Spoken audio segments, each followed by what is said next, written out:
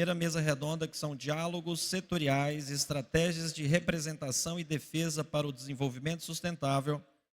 Eu chamo aqui a Priscila Silvério Sleudes. Por favor, Priscila,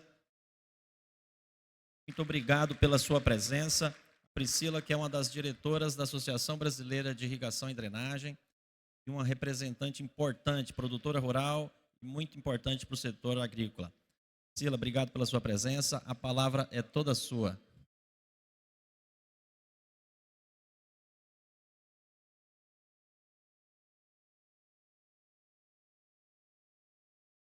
Boa tarde, pessoal. Prazer estar aqui hoje em Brasília, representando prioritariamente os produtores rurais, né?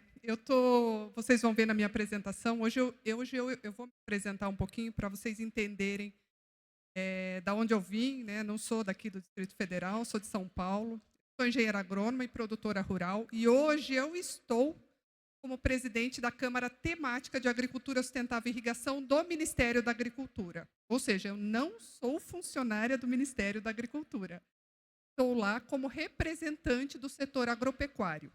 Então, aqui eu estou como presidente, mas a minha fala é trazer um pouquinho de como hoje o setor agropecuário tem que entender o uso da água na irrigação, ou como o produtor precisa entender como ele vai instalar o sistema de pivô, de localizada, qualquer sistema de irrigação hoje na tua propriedade. Bom, eu vou abordar esses 5 temas. Aqui, quando eu digo entraves ao produtor e ao setor, são entraves burocráticos. Nós temos alguns entraves de ordem técnica? Com certeza temos. Mas esses entraves que eu vou falar um pouquinho com vocês são de ordem legal, tá? E normalmente a gente discute ele para fora da porteira da propriedade. Então hoje, como estudantes e quando a gente for trabalhar a irrigação, a gente precisa entender que isso aqui impacta diretamente no projeto, na instalação dentro da propriedade. Sem entender esses entraves, fica difícil o produtor conseguir ligar o seu sistema de irrigação dentro da propriedade. Então, eu listei, eu entendo, os 5 principais: política e governança, gestão dos recursos hídricos, e aí eu vou abordar um pouquinho da outorga e a cobrança, a parte de legislação ambiental, energia e comunicação. Tá? Aí, deixa eu só me aqui. Bom, quando a gente fala de irrigação, a gente tem que lembrar que nós estamos trabalhando com recursos hídricos.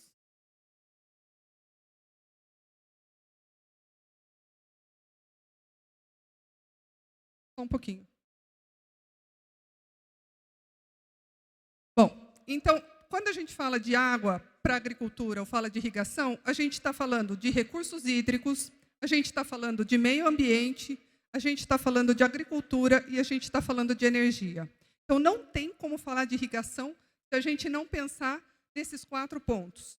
E a partir do momento que eu tenho que discutir recursos hídricos, agricultura, meio ambiente e energia, se eu olhar a nível de governança, eu tenho 4 ministérios envolvidos na gestão e governança da água no país. Eu tenho o Ministério de Integração e Desenvolvimento Regional para a parte de Política Nacional de Recursos Hídricos. Eu tenho o Ministério do Meio Ambiente para a parte de licenciamento ambiental, intervenção em áreas de preservação permanente, enfim, tudo que engloba a parte ambiental dentro da propriedade. Eu tenho o Ministério de Minas e Energia, que quando a gente faz o projeto técnico, a gente precisa saber se você tem energia ou se você vai levar a energia, como levar a energia para a propriedade. Então, o Ministério de Minas e Energia e o Ministério da Agricultura. Como é que, como agrônoma, a gente tem que entender que a água é um insumo básico para a planta, certo? Então, ela está na agricultura. Só que a política nacional está no Ministério de Integração e Desenvolvimento Regional, que é onde discute a parte de infraestrutura e de projetos que levam a água até as cidades, até ao setor rural. Mas é na agricultura que nós, que estamos no setor rural, dependemos da viabilidade da água. E aí, alguns anos atrás, a gente trabalhou para levar realmente toda a discussão da água na agricultura para o Ministério da Agricultura, mas isso é muito difícil, porque envolve realmente os outros 3 ministérios. Então, como é complexo, Você imagina para o produtor entender como é complexo para ele a gestão da água no país. Então, não adianta eu ir lá no Ministério da Agricultura e resolver, que eu não vou resolver tudo. Eu preciso estar discutindo e mostrando todas as dificuldades e os entraves que a gente tem nos outros ministérios. E aqui eu trouxe de forma bem rápida as frentes que cada ministério tem em relação à agricultura irrigada. No Ministério da Agricultura, nós temos a Secretaria de Inovação, Desenvolvimento Sustentável, Irrigação e Cooperativismo, que é lá que a gente conversa sobre irrigação. Nós temos a Câmara Temática, do qual eu estou como presidente, e a Câmara Temática, as setoriais e temática dentro do Ministério, o objetivo... Hoje nós temos 36 setoriais e 6 ou 8 temáticas dentro do Ministério da Agricultura. Qual o objetivo dessas câmaras temáticas e setoriais? É porta de entrada para a demanda do setor do agronegócio para algum problema que tenha. Nós estamos vendo o caso hoje do Rio Grande do Sul, o caso do arroz, nós temos a Câmara Setorial do Arroz.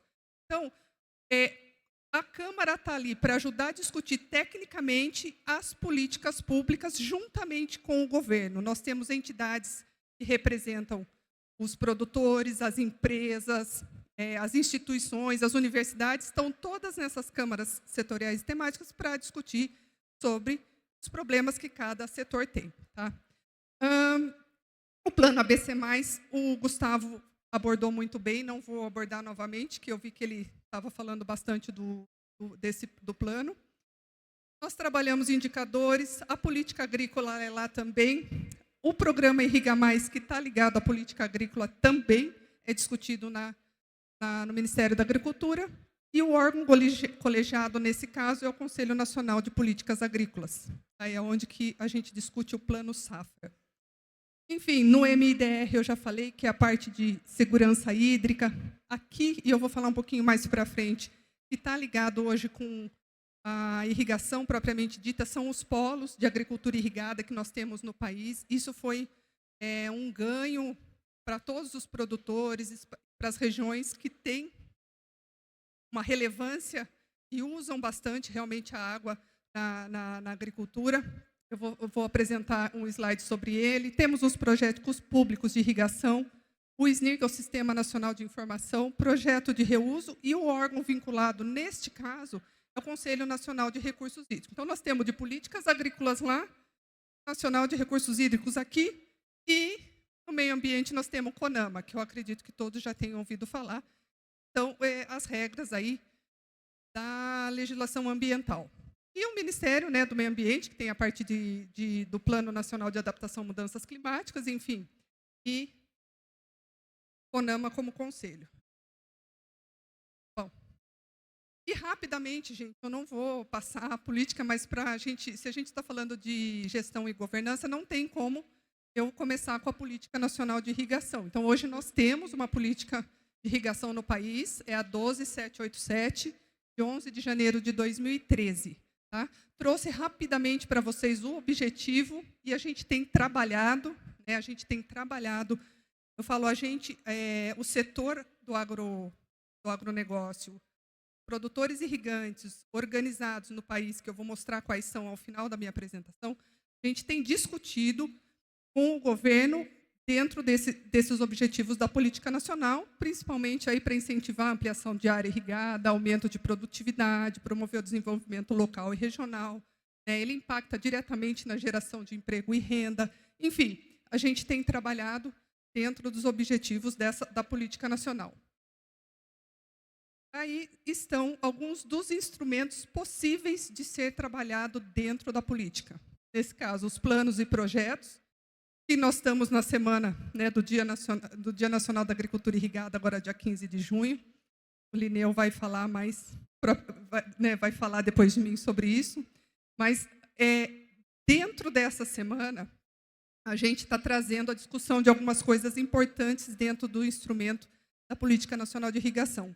São eles o planos e os projetos de irrigação e a criação de um Conselho Nacional de Irrigação, para a gente poder abordar todos os problemas e discutir de forma técnica, juntamente com os órgãos do governo, o que a gente precisa melhorar dentro dos instrumentos que dão a autorização de uso da água hoje no país.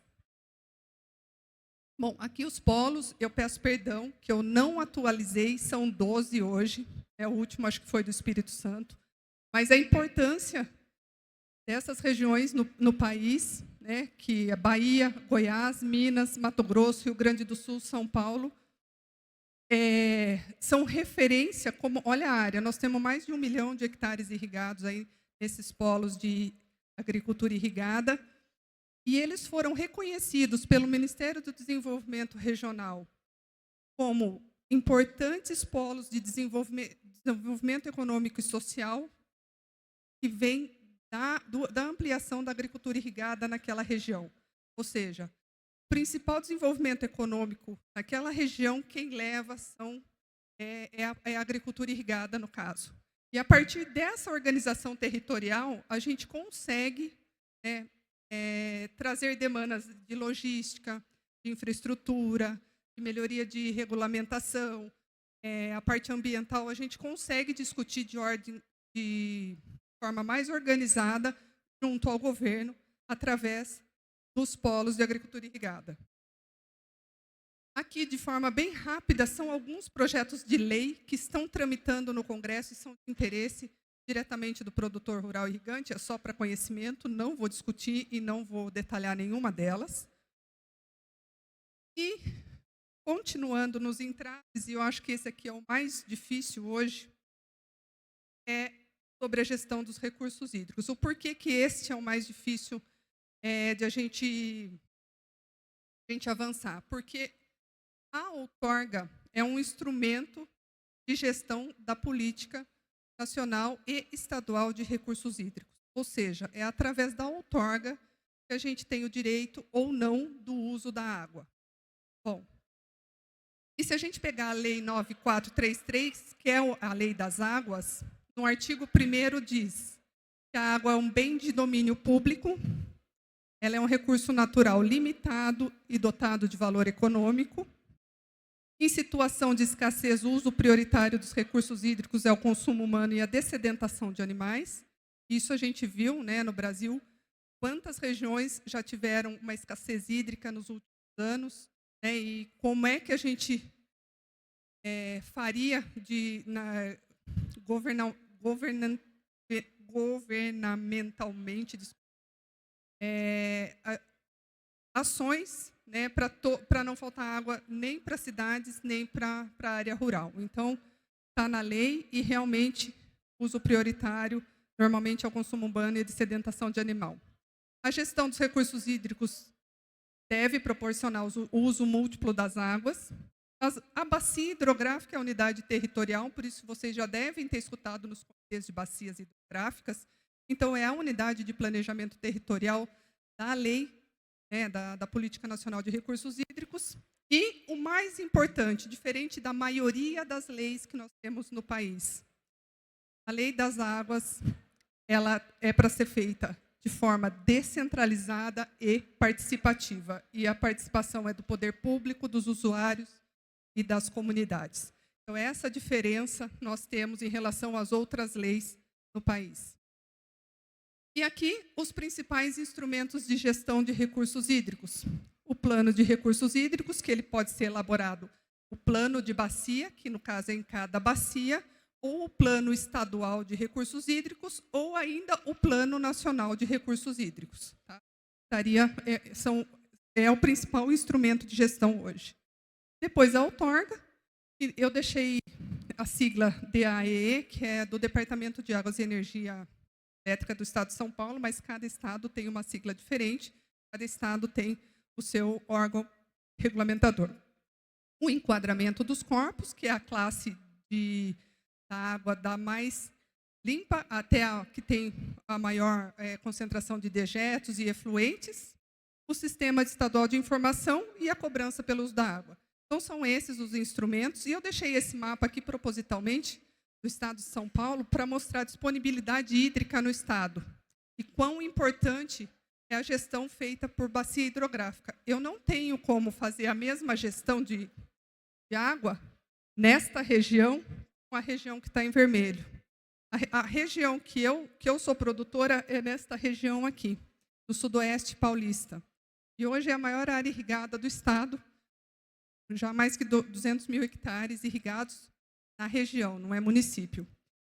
Mas nós tivemos uma crise em São Paulo, em 2014, 2015, em que saiu uma resolução estadual, que eles iam reduzir todo o uso da água em função do que está na lei, no artigo 1º, que eu acabei de mostrar para vocês. Como é que eu vou soltar uma resolução a nível de Estado se eu tenho uma disponibilidade hídrica diferente? Eu já tenho os comitês de bacias, um em cada região. Eu não tenho como falar para o pessoal ali daquele azul mais claro usar a mesma regra de quem está no vermelho. Uma condição, um exemplo que eu vou dar, aqui eu tenho mais de 5 milhões de pessoas morando e não tenho agricultura. Nessa região aqui eu tenho 700 mil habitantes e ele tem aptidão para agricultura irrigada.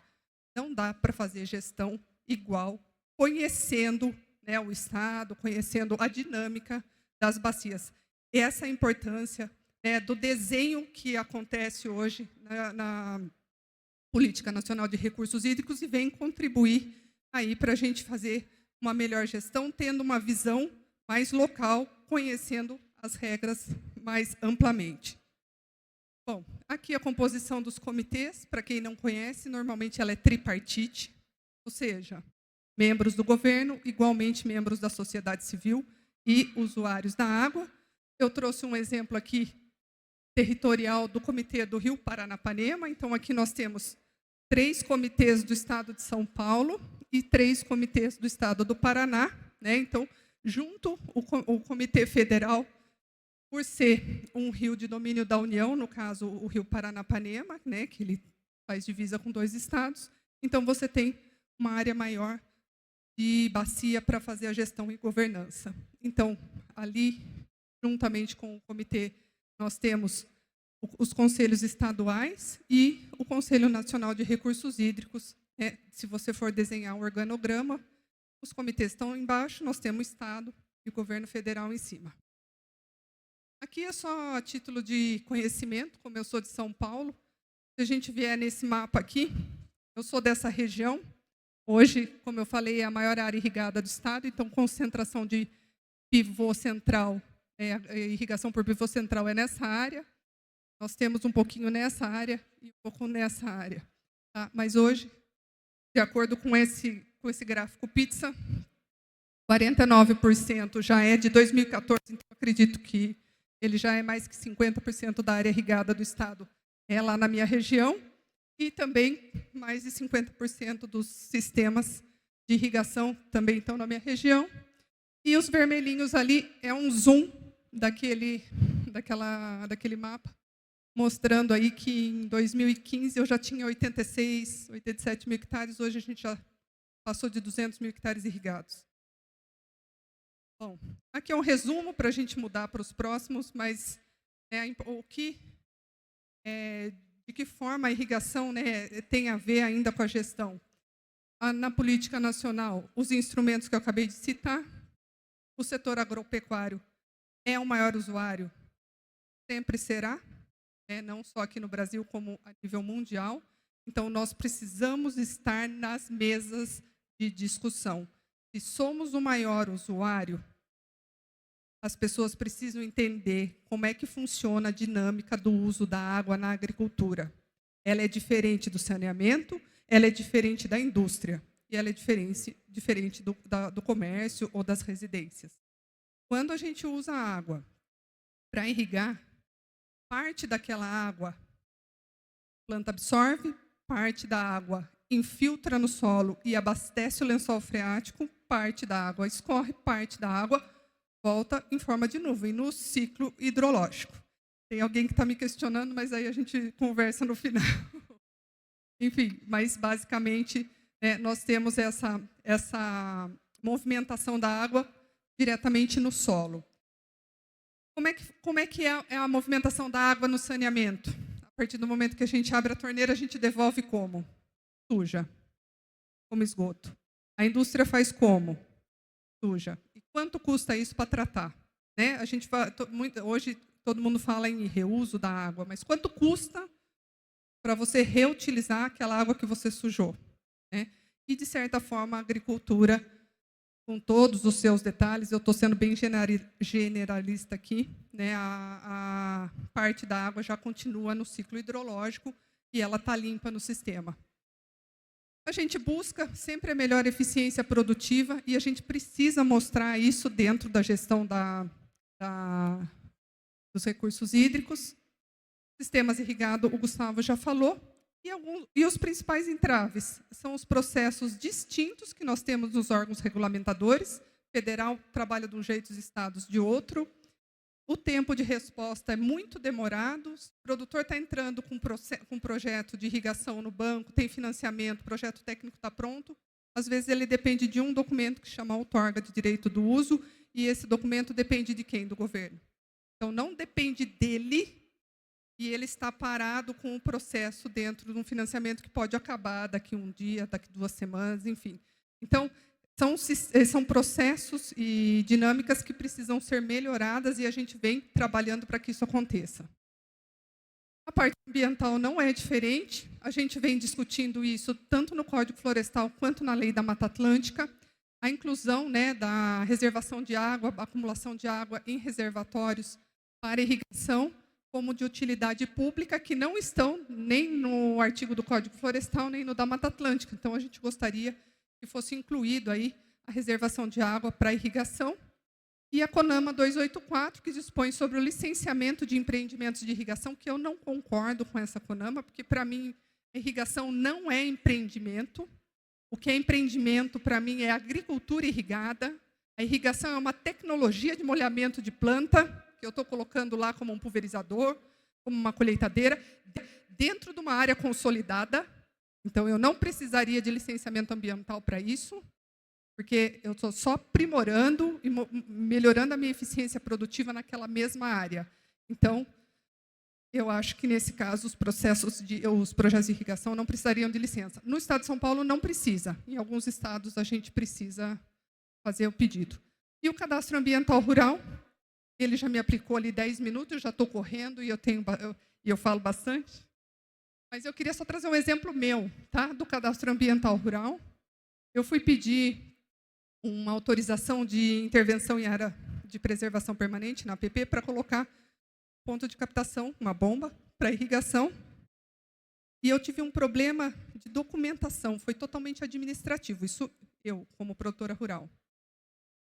O CAR que foi apresentado dentro do VRA, que lá é a via rápida de autorização, não era o do ponto, e no VRA você não precisa obrigatoriamente pôr a coordenada. Então, só o perímetro que está no CAR já vale, você não precisa colocar a coordenada.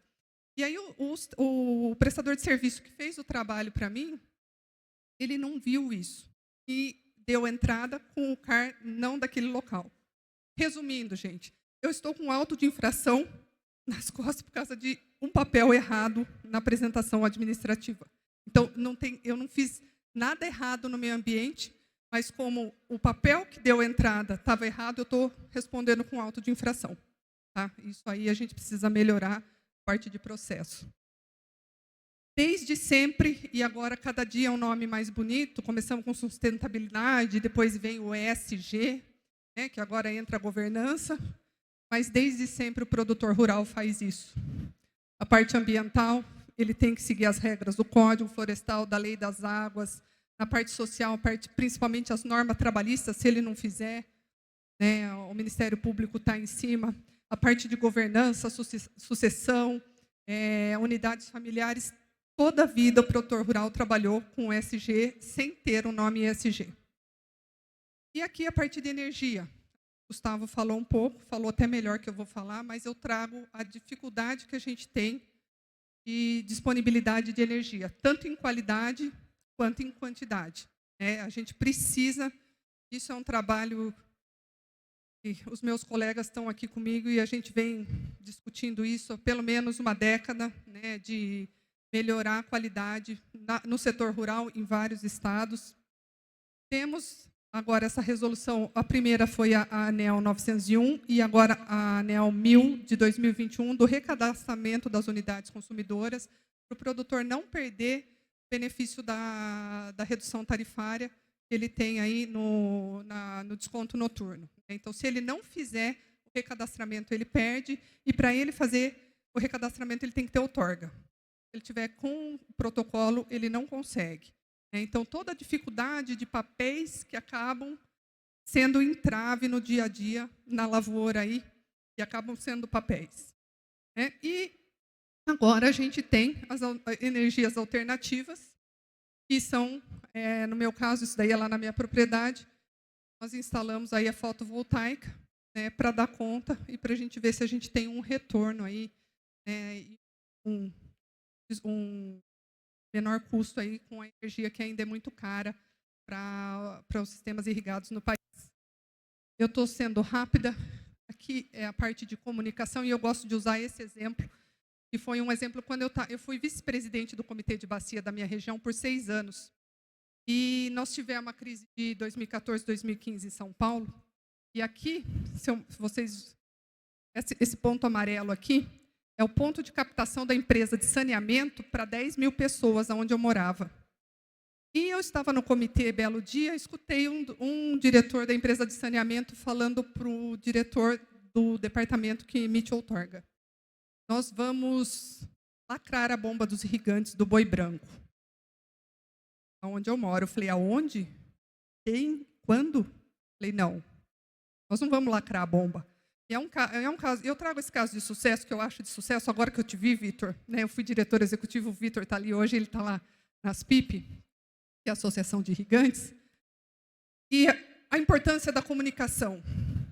Falei, não, nós vamos conversar, convidamos empresa de saneamento, os órgãos reguladores, CETESB, DAE, que é no caso de São Paulo, sentamos na associação para discutir. E naquele momento, ainda na mesa, todos os engenheiros entenderam que o problema era as bombas de irrigação a montante do reservatório da Jurumirim. Ok, fomos em loco, olhamos toda a situação. Não sei se a imagem permite, mas aqui nós temos bolsões de areia, e a calha do rio passa lá atrás, lá no fundo. Então, com a falta de chuva, e o uso da água, porque a represa é para reservação, para geração de energia, o remanso foi baixando a água. E aí, em local, nós vimos que o rio estava correndo normalmente. A irrigação está montante, o rio está acontecendo para chegar na represa. Qual foi a solução para resolver o problema? Reservação de água, barramento. Só que daí, gente, e eu não vejo nenhuma diferença aqui no que eu vou falar. Qual que é a diferença da reservação para uso para abastecimento humano, que nesse caso estava acontecendo, e foi autorizado no dia? No dia seguinte, nós tínhamos prefeitura, estado, todo mundo trabalhando para acontecer esse reservatório. Em uma semana, a gente já tinha 40 centímetros de água acumulada, e depois que renormalizou, hoje, isso foi feito dentro da cota alagável da represa, não foi nem na APP, foi dentro do rio, dentro da represa, que foi feito esse barramento. Hoje ele não existe mais, está debaixo d'água. Resumo da ópera. Se a gente não tivesse se comunicado e conversado, a empresa de saneamento tinha 2 problemas. Lacrado a bomba dos irrigantes e a água não ia chegar na bomba do mesmo jeito, porque o problema não era a irrigação, era o recuo do remanso da represa. Tá? Então, precisou de uma obra de engenharia para resolver o problema de acúmulo de água. Então, se a gente não se comunica em pontos importantes e fóruns de discussões que decidem, nós sempre vamos ser marginalizados como os maiores usuários da água. O Atlas de Irrigação nos ajudou muito, porque a gente não tinha nenhuma informação oficial. Depois de 2017, que foi o primeiro Atlas, hoje a gente tem essas informações, e são oficiais, e estão sendo aperfeiçoadas a cada ano. Tem o Conjuntura, tem vários informes que nos ajudam aí a discutir melhor hoje a irrigação na agricultura. Então, teve uma evolução. Né? A parte de mídia, jornais, a gente vem desmistificando aí realmente que a dinâmica do uso da água na agricultura é diferente, né, dos outros setores. Viagens técnicas para outros países para entender como é que acontece a gestão e a governança, para a gente ver o que a gente pode extrair deles para nós, para a gente poder melhorar a nossa condição. Né? E o Dr. Lineu vai falar do Dia da Agricultura Irrigada, não vou me estender, que agora é dia 15 de junho, então, também um ganho. E os representantes aí a nível nacional, gente. Né? Hoje nós temos na Bahia, Mato Grosso, São Paulo, Minas, Goiás, Paraná, Rio Grande do Sul. Nós temos associações que representam os irrigantes. Temos, a nível Brasil, a CNA, com a Comissão Nacional de Irrigação. Temos a ABID, Associação Brasileira de Irrigação e Drenagem, que são parceiras do evento. E temos a Rede Nacional de Agricultura Irrigada. Então, a gente vem se organizando aí, nesses anos, para fortalecer e brigar, né, na melhor forma, tecnicamente, para conquistar aí o nosso espaço. Aqui, bem rapidamente, né, falando bem da agricultura irrigada, que realmente eu levanto a bandeira. A gente só irriga 8,2 milhões de hectares, eu digo só porque eu tive em abril nos Estados Unidos, no Nebraska, e um estado lá irriga 3 milhões de hectares, e a gente, com o Brasil, só irrigamos 8,2, né, professor? Então, eu acho que a gente tem muito para crescer, os dados para expandir. Quem quiser mais informações, tem no Atlas da Irrigação aí, vai ter tudo certinho para vocês lá. Os benefícios, na minha região especificamente, nós saímos de ramal da fome na década de 70 para celeiro do Estado na década de 2000. Então, em 30, 40 anos, aí, a agricultura irrigada transformou a região e hoje nós temos do que era o índice de desenvolvimento humano lá melhorou muito na nossa região. Ela é feita de forma complementar, ou seja, nós temos um regime hídrico muito bom na região, 1.200, 1.300 milímetros ano. Né? Então, a irrigação é feita de forma complementar. Nós fazemos a reservação de água há muitos anos, há pelo menos 20, 30 anos. E eu entendo que se a gente fosse acabar com a água do planeta, sendo bem simples na minha fala, a minha região já era um deserto. E nós estamos lá, e eu digo, reservatório de água traz segurança hídrica para o uso da irrigação, né, na produtividade, aí, na agricultura. Os benefícios da irrigação, tenho certeza que tem mestres muito melhor do que eu que vão falar entre hoje e amanhã sobre esses benefícios. Listei rapidamente. E aqui, como produtora rural, isso daqui, todas essas informações e essas imagens são da minha propriedade, tá? Da família, no caso.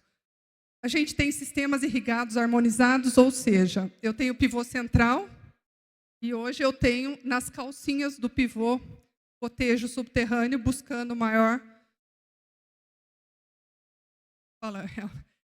utilizar melhor a água, né? Fazer um manejo adequado da água. Aqui é um feijão com o sistema de gotejo. Eu tenho energia fotovoltaica, mais de 20% da reserva legal, sistema de plantio direto, tenho uso de bioinsumos on-farm, tenho produção dentro da fazenda, energia, manejo adequado, outorgas de acordo com o que pede a legislação, o CAR atualizado. Quanto custa isso para o produtor rural? Não é pouca coisa e não é barato. Então, o que a gente pede? Se eu tivesse que resumir a minha apresentação em uma frase processos burocráticos mais uniformes e mais simplificados, que venham ajudar o produtor rural a se desenvolver dentro da propriedade. Não que ele não precise fazer, ele faça, mas que o retorno seja rápido, de acordo com o que manda a dinâmica da agricultura hoje brasileira. E aqui os desafios do que eu falei, e ainda são desafios, não é porque eu falei que já estão resolvidos, a parte de segurança hídrica, comunicação, A participação dos usuários da irrigação tem que aumentar bastante nos principais fóruns de discussão. Ainda é um grupo pequeno de instituições de irrigantes aí que defende as pautas. O pessoal, as nacionais têm atuado bastante aqui no Congresso para ver se a gente consegue melhorar. A parte de simplificação, como eu falei, autorização, energia, é um resumo do que eu acabei de falar. Eu acho que eu fiquei dentro do tempo, porque eu tenho mais 2 companheiros para conversar conosco aqui na mesa redonda, e eu acho que eles têm muito mais coisa para trazer, vão agregar e vão falar muito melhor do que eu falei. E eu quis passar um pouquinho do que, realmente, como produtora, e fui diretora executiva de uma associação de irrigantes, e fui aprender, depois que eu entrei na associação, de a gente olhar a legislação e a regulamentação tanto quanto a gente tem um olhar técnico dentro das universidades para os projetos. Nós precisamos ter conhecimento de que isso impacta tanto quanto a decisão do produtor em eu vou investir num sistema de irrigação ou não. Bom, gente, muito obrigado pela atenção. Passei uns minutinhos, daqui a pouco ele me passa a bandeira vermelha. E agora eu vou continuar aqui a mesa. Continua, professor? Posso chamar? Obrigada, gente. Obrigada pela atenção. Dando continuidade, então, agora eu vou chamar... Eu estou com... Deixa eu abrir aqui no meu celular, que acho que ela vai brigar comigo.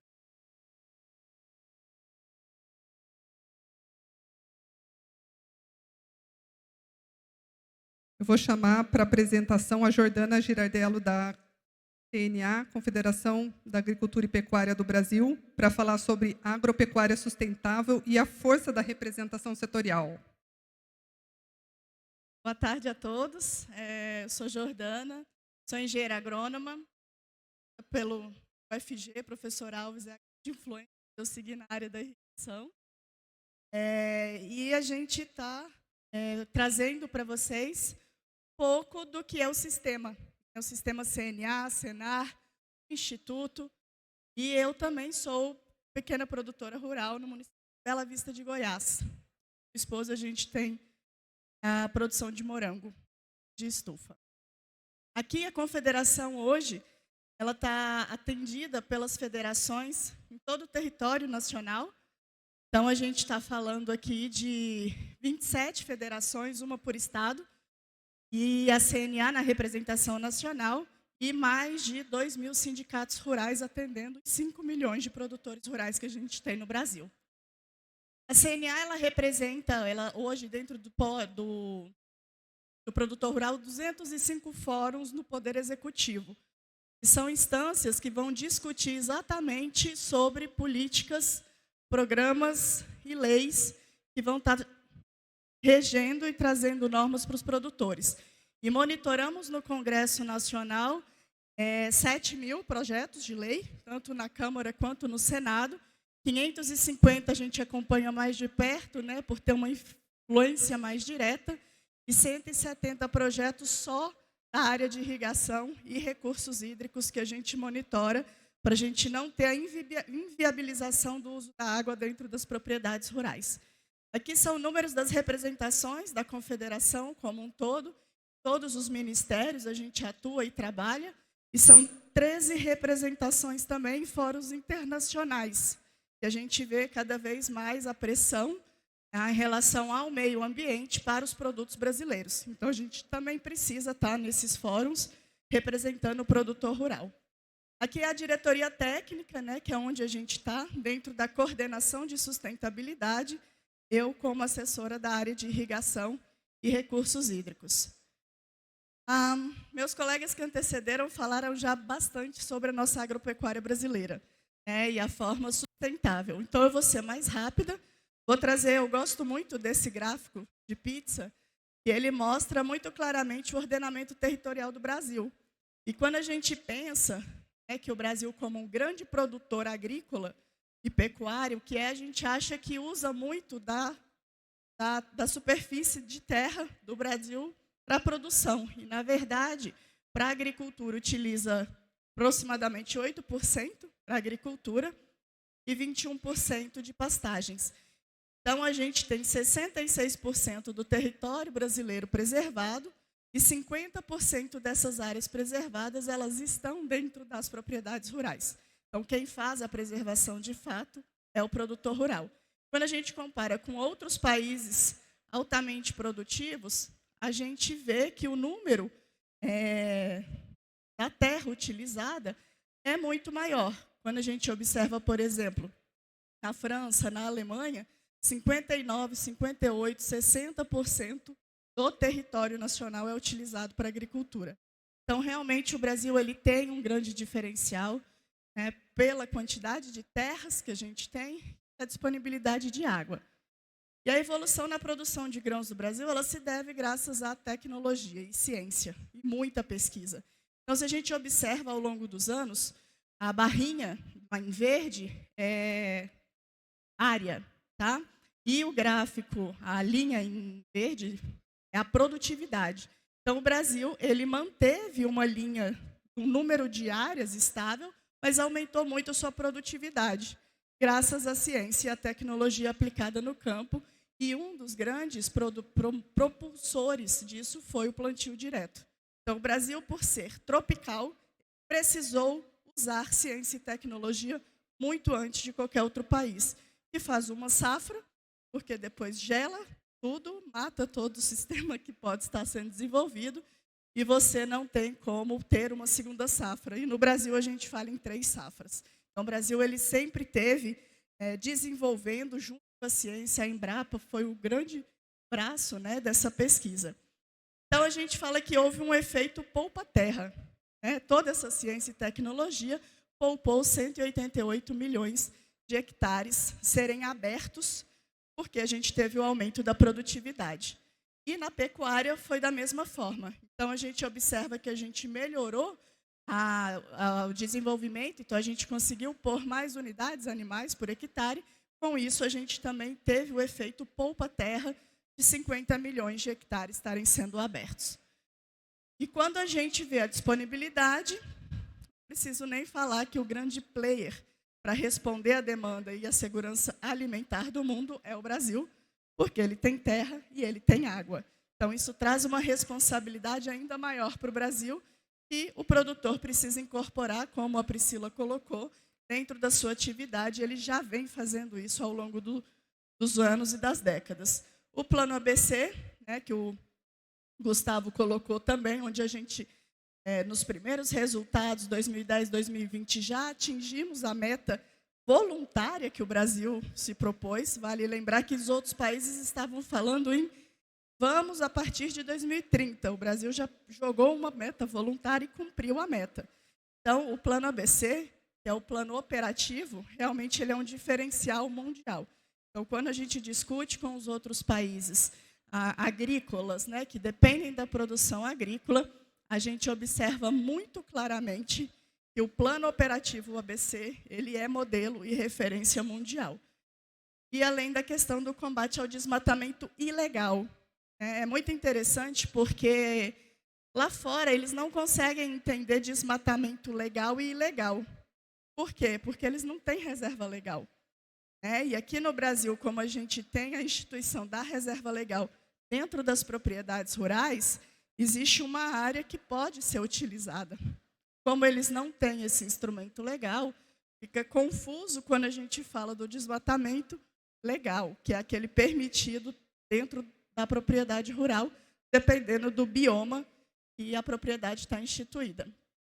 E o papel do sistema como um todo também cria ferramentas, né, entre a CNA e o Senar, para poder atender cada vez mais e melhor o nosso produtor rural, trazendo melhor condições e qualidade de vida para ele.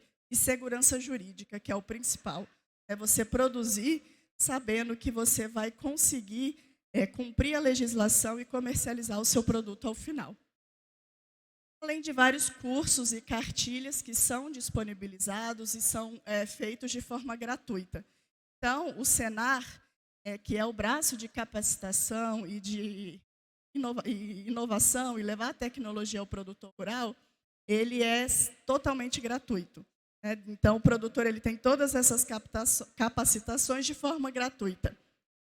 E aqui eu vou falar um pouquinho para vocês sobre como se deu o desenvolvimento da linha do tempo, quando a gente fala de irrigação, de recursos hídricos e como a política ela foi sendo colocada. Essa linha do tempo ela também está ali no nosso stand, assim como quem quiser saber mais, né, sobre cartilhas, programas, cursos, existe a faculdade, CNA também, uma série de coisas, pode estar passando no stand que a gente explica tudo. A linha, a minha flecha ela ficou da cor, eu acho que do fundo.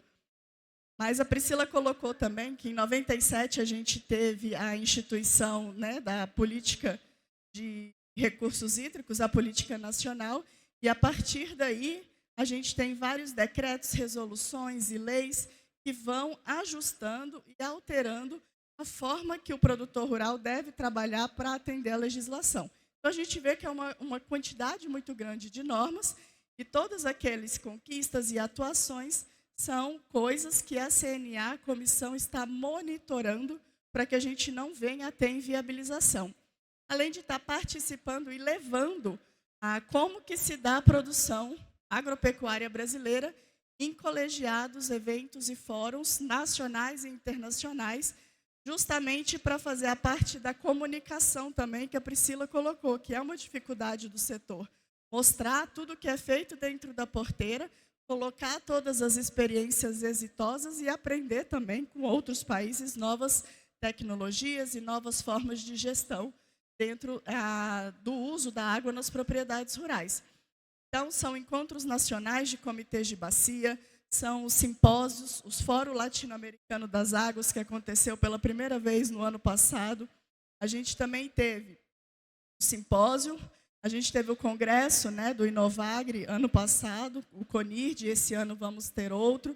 Teve a missão do Nebraska, que a Priscila também abordou, que é justamente para trazer uma melhor gestão público-privada dentro de polígonos de irrigação. Porque no Nebraska é muito diferente a forma de fazer gestão. A água subterrânea, a gestão é feita pelo perímetro, e não pelo governo, né? Então, é uma forma muito diferente, que a gente também está, de alguma forma, tentando aplicar dentro do que a nossa legislação permite.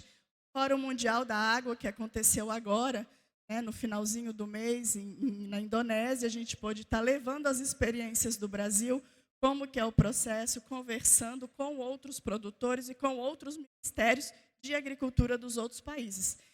E voltando de lá, a gente tem a certeza que a gente está no caminho certo. A gente pôde observar palestras no Marrocos, na Espanha, na Holanda, onde eles estão falando do manejo, e em Bali, especificamente, que são produtores de arroz, eles estão falando agora em regular a lâmina da inundação, que a gente já faz há décadas no Rio Grande do Sul. Então, a gente observa que realmente o Brasil tem muito a contribuir para o mundo na questão do manejo sustentável e na produção sustentável. O Senar tem um programa de agricultura irrigada, com todas essas cartilhas e capacitações. A gente tem aqui o André também, que vai dar um minicurso na área, que ele trabalha com o Senar, atendendo e capacitando os produtores e os técnicos também que atendem esses produtores, para sempre terem a inovação, a tecnologia, para que o produtor receba o melhor treinamento e a melhor capacitação. Quando a gente fala dos números do Senar, para vocês terem uma ideia, quando pega a formação profissional, já foram 66 mil turmas. E quando a gente vai para programas especiais, como o ATEG, que é a assistência técnica e gerencial, que hoje digo que é o carro-chefe do Senar, porque é um programa que muda a vida dos pequenos e médios produtores do Brasil inteiro. Então, hoje a gente tem 316 mil propriedades cadastradas, e dessas propriedades cadastradas, a maior parte delas está espalhada no Brasil inteiro. Todos os estados hoje têm a TEG, e a cada ano a gente está aumentando ainda mais essas propriedades atendidas. Só em 2023 foram mais de 164 mil propriedades que entraram novas, né? E o programa de assistência do Senar, ele dura... Pode tirar, por favor, a apresentação. O programa do Senar, ele dura 2 anos de assistência ao produtor rural. Então, quando a gente observa a grande quantidade de produtores e como a gente pode melhorar a forma deles estarem atuando dentro da sua atividade, isso traz um retorno muito grande para esse produtor. E falar um pouco da Comissão Nacional de Agricultura, de Irrigação da CNA, a gente trabalha com todas as federações. Então, todas as federações têm representantes hoje dentro da comissão, que funciona na CNA, e todas as associações de irrigantes também estão na comissão. E dentro da comissão a gente trabalha por vários temas, que são os entraves que a Priscila colocou, que atrapalham a expansão da irrigação no Brasil. E o principal deles hoje que a gente atua é a reservação de água. Então, a gente tem diversos projetos de lei que estão tramitando no Congresso, no Senado e na Câmara Federal, para que entenda como a reservação de água é necessária e importante para a segurança alimentar, e que isso seja entendido como uma utilidade pública, né? Já que a barragem para gerar energia já que a barragem para abastecer a cidade por que produzir alimento não é? Então, essa é a questão que a gente leva para o Congresso e a gente briga, no bom sentido e não, diariamente, para que a gente tenha avanços que tragam mais segurança jurídica ao produtor rural brasileiro. E também dentro da comissão, a gente começou um curso, uma consultoria às federações dos estados para trabalhar gestão de recursos hídricos dentro do Sistema Nacional de Gerenciamento. Ou seja, Priscila mostrou a Lei 9433, que rege outorga, cobrança pelo uso da água, e lá existe uma forma diferente da política. A gente está muito habituado com política de comando e controle, como é a ambiental. O órgão manda, o produtor obedece.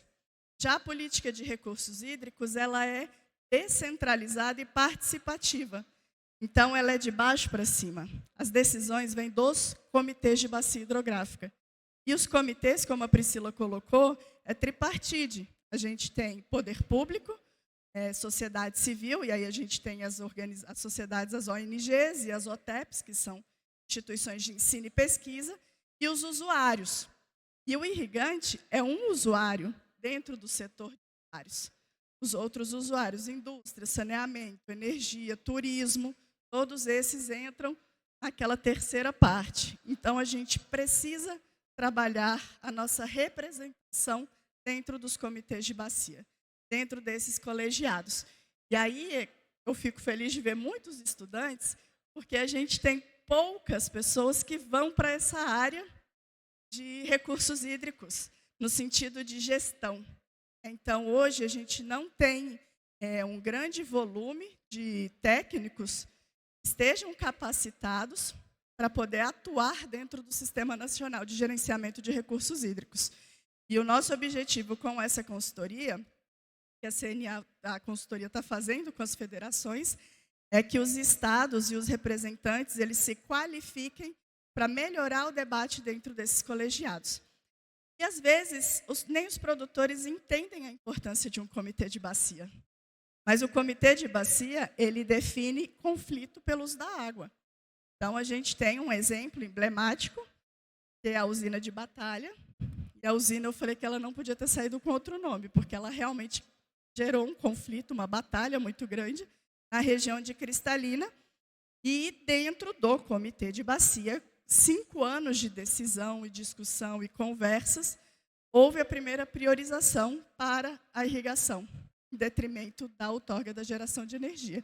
Isso foi decidido no comitê. Mas por que conseguiu? Porque tinha representantes dos produtores dentro desse colegiado. E existem outros comitês que, por não terem esses representantes, às vezes o setor é atropelado. Você não consegue argumentar, você não consegue colocar tecnicamente as posições, e o setor acaba perdendo áreas, perdendo outorgas, perdendo várias discussões que não precisariam ter essa qualificação. Então, a gente entendeu que isso é fundamental. A gente já atendeu 4 federações com diversas áreas, e aí eu falo, cada estado está em um momento muito diferente de amadurecimento sobre a própria política de recursos hídricos. Então, a gente tem estados muito avançados, como Minas Gerais, onde os comitês são todos praticamente instituídos, implementados, funcionando e discutindo todos os instrumentos de gestão, e outros estados que ainda não têm os comitês de bacia, mas já querem cobrar pelo uso da água. Então, a gente precisa qualificar esses produtores para que eles falem ao Estado. Não, a lei fala que quem vai decidir a metodologia é o comitê. Então, vamos criar o comitê, vamos aplicar e trazer a política para o Estado como uma prioridade, treinar e capacitar esse comitê para que esse colegiado legítimo trace e trabalhe junto na política. Por isso que a gente tem esse grande objetivo. E aí a gente tem um termo que está sendo construído junto com a Agência Nacional de Águas, onde a gente vai criar módulos de capacitação que vão ser gratuitos para todos os técnicos, todos os produtores que quiserem estar fazendo, e a gente vai estar trazendo por instrumento de gestão, por tipo de negociação, e como que a gente precisa entender a política e como a gente se insere realmente na política para poder fazer essa diferença. Está definindo de forma descentralizada o uso da água para a bacia, porque a bacia ela é a primeira instância e os projetos e as aplicações e o problema, e quem vai resolver está ali.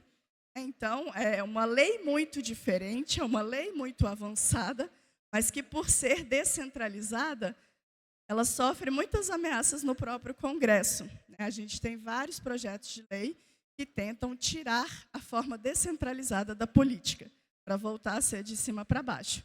Então, a gente tem tido bastante trabalho em estar fazendo com que isso não aconteça, para que a gente continue tendo toda essa interação do sistema que está há 25 anos funcionando e sendo implementado no país.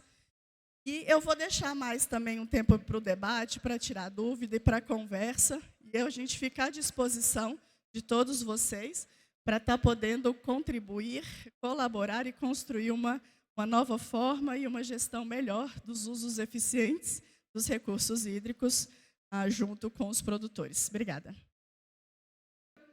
Agora eu quero convidar o Dr. Lineu Neiva Rodrigues, que vai falar sobre as políticas de irrigação, da criação à implantação. Lineu. Bom, né, Lineu? Falei, eu aprendi tanto com ele, agora tive a honra de chamar aqui para fazer finalizar, né, a mesa. Obrigada aí. Obrigado, Priscila. Prazer você, nós que muitos anos, né? Você era criança ainda, né? Ou já mais velho, trabalhando nessa. Boa tarde a todos.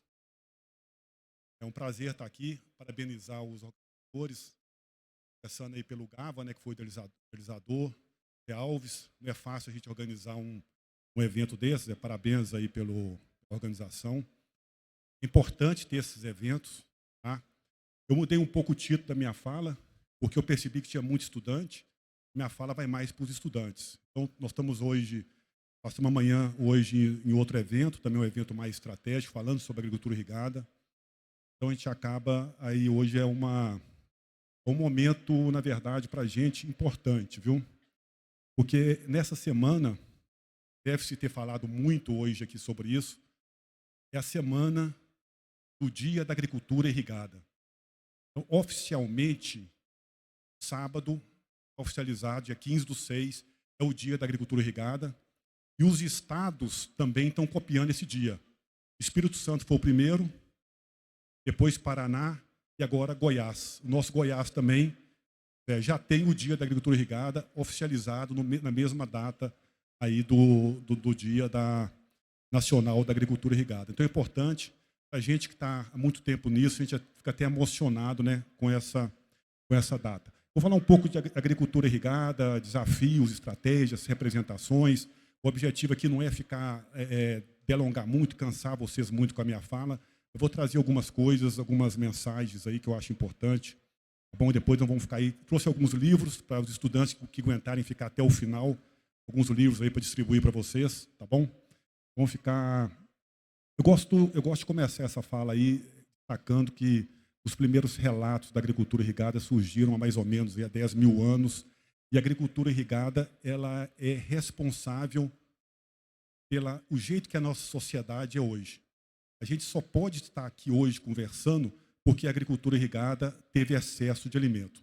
Porque senão cada um de nós estaria procurando seu alimento, aí caçando seu alimento, a gente não poderia estar aqui. Então a agricultura de maneira geral, ela é importante, ela tem essa influência em vários aspectos, na escrita, no dinheiro.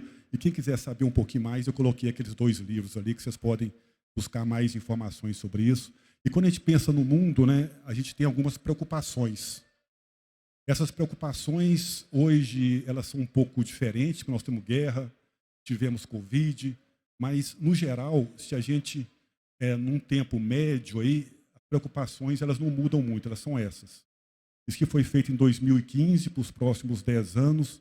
E se a gente pegar essas preocupações nossas, a gente vai ver que mais ou menos 65% dela é água e alimento.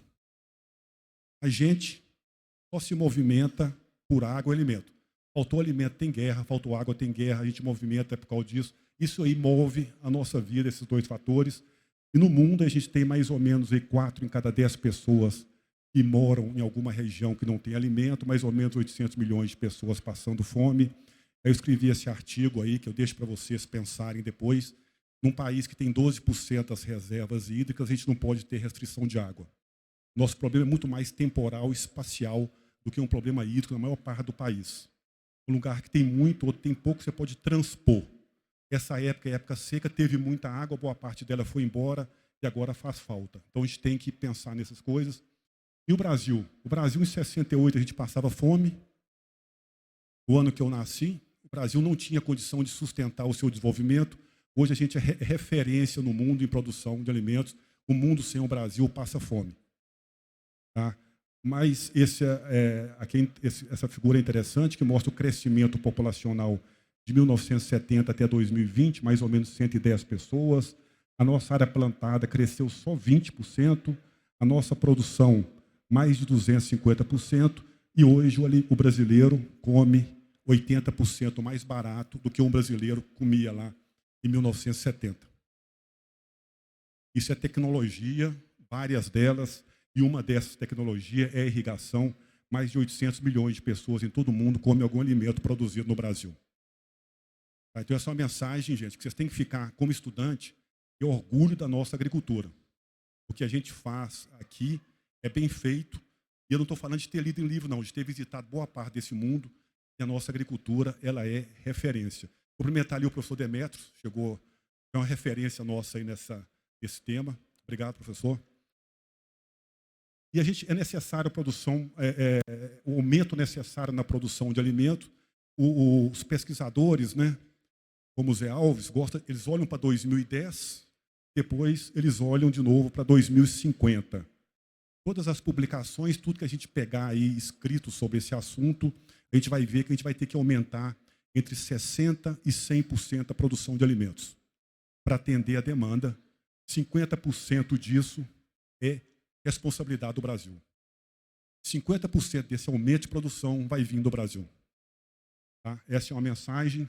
E para isso, gente, não tem dúvida, a gente vai ter que, pensando no nosso Brasil, nos diferentes biomas, nós vamos ter que intensificar a produção. O que é intensificar a produção? É produzir mais numa mesma área, utilizando os mesmos recursos naturais. Não existe nenhuma tecnologia, professor Zé Alves, melhor para isso do que a tal da irrigação. A irrigação é essencial nessa estratégia de se produzir alimento de forma sustentável. Os primeiros relatos da irrigação foi mais ou menos 6 mil anos atrás, lá na Mesopotâmia.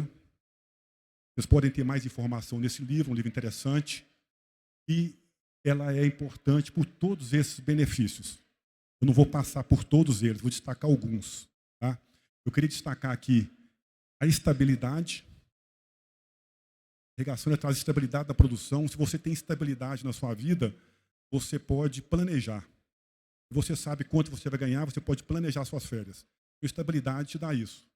E a questão ambiental, e uma questão que eu acho fundamental, até como base de um projeto que a gente tem agora lá no vão do Paraná, em Goiás, com 5 mil assentados. A irrigação, o pequeno, para ele ter condição de sobreviver, ele planta hortaliças ou fruticultura. Isso tem que ser irrigado. Então, a irrigação te permite melhorar a vida das pessoas. Não tem nada mais importante do que isso. Eu tinha uma missão, foi uma missão de finlandeses na Embrapa, eu dando uma palestra para eles.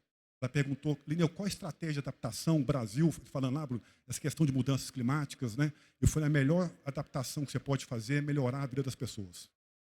O resto elas conseguem, depois elas vão pensar em mudanças climáticas. Ninguém pensa em mudanças climáticas passando fome. Isso aqui você mostra essa questão da produtividade, né, aumento de produtividade, esse é o milho. A Embrapa antigamente fazia os testes nas suas áreas lá de produtividade. Isso aqui é de 94. Isso aqui é antigo, mas eu uso porque é válido hoje também. Naquela época, a produtividade média do milho era mais ou menos 3 toneladas por hectare. Eu acredito que hoje seja em torno de 5. Mas naquela época a gente já produzia 16 toneladas por hectare. A gente tinha 5 de média, 3, 4, e a gente podia produzir 16. Olha o tanto que a gente está perdendo, e grande parte disso aí é por falta de irrigação, falta de água. Não tem como produzir sem água. Produzir alimento vai ser cada vez mais desafiador por causa desse tal do clima. O clima, né, e se a gente for pensar numa variável específica dela, é a tal da chuva. A chuva está ficando variável, está ficando mais incerta, e ela causa essa incerteza, principalmente para a demanda de irrigação. Tem muita gente que tem dificuldade de entender demanda de irrigação. Isso aqui você pode entender como a quantidade de água que faltou para a cultura produzir o seu máximo. Um ano que precisou de muita água de irrigação foi um ano que choveu pouco ou a chuva foi mal distribuída. Um ano que teve baixa demanda foi um ano que choveu muito ou a chuva foi bem distribuída.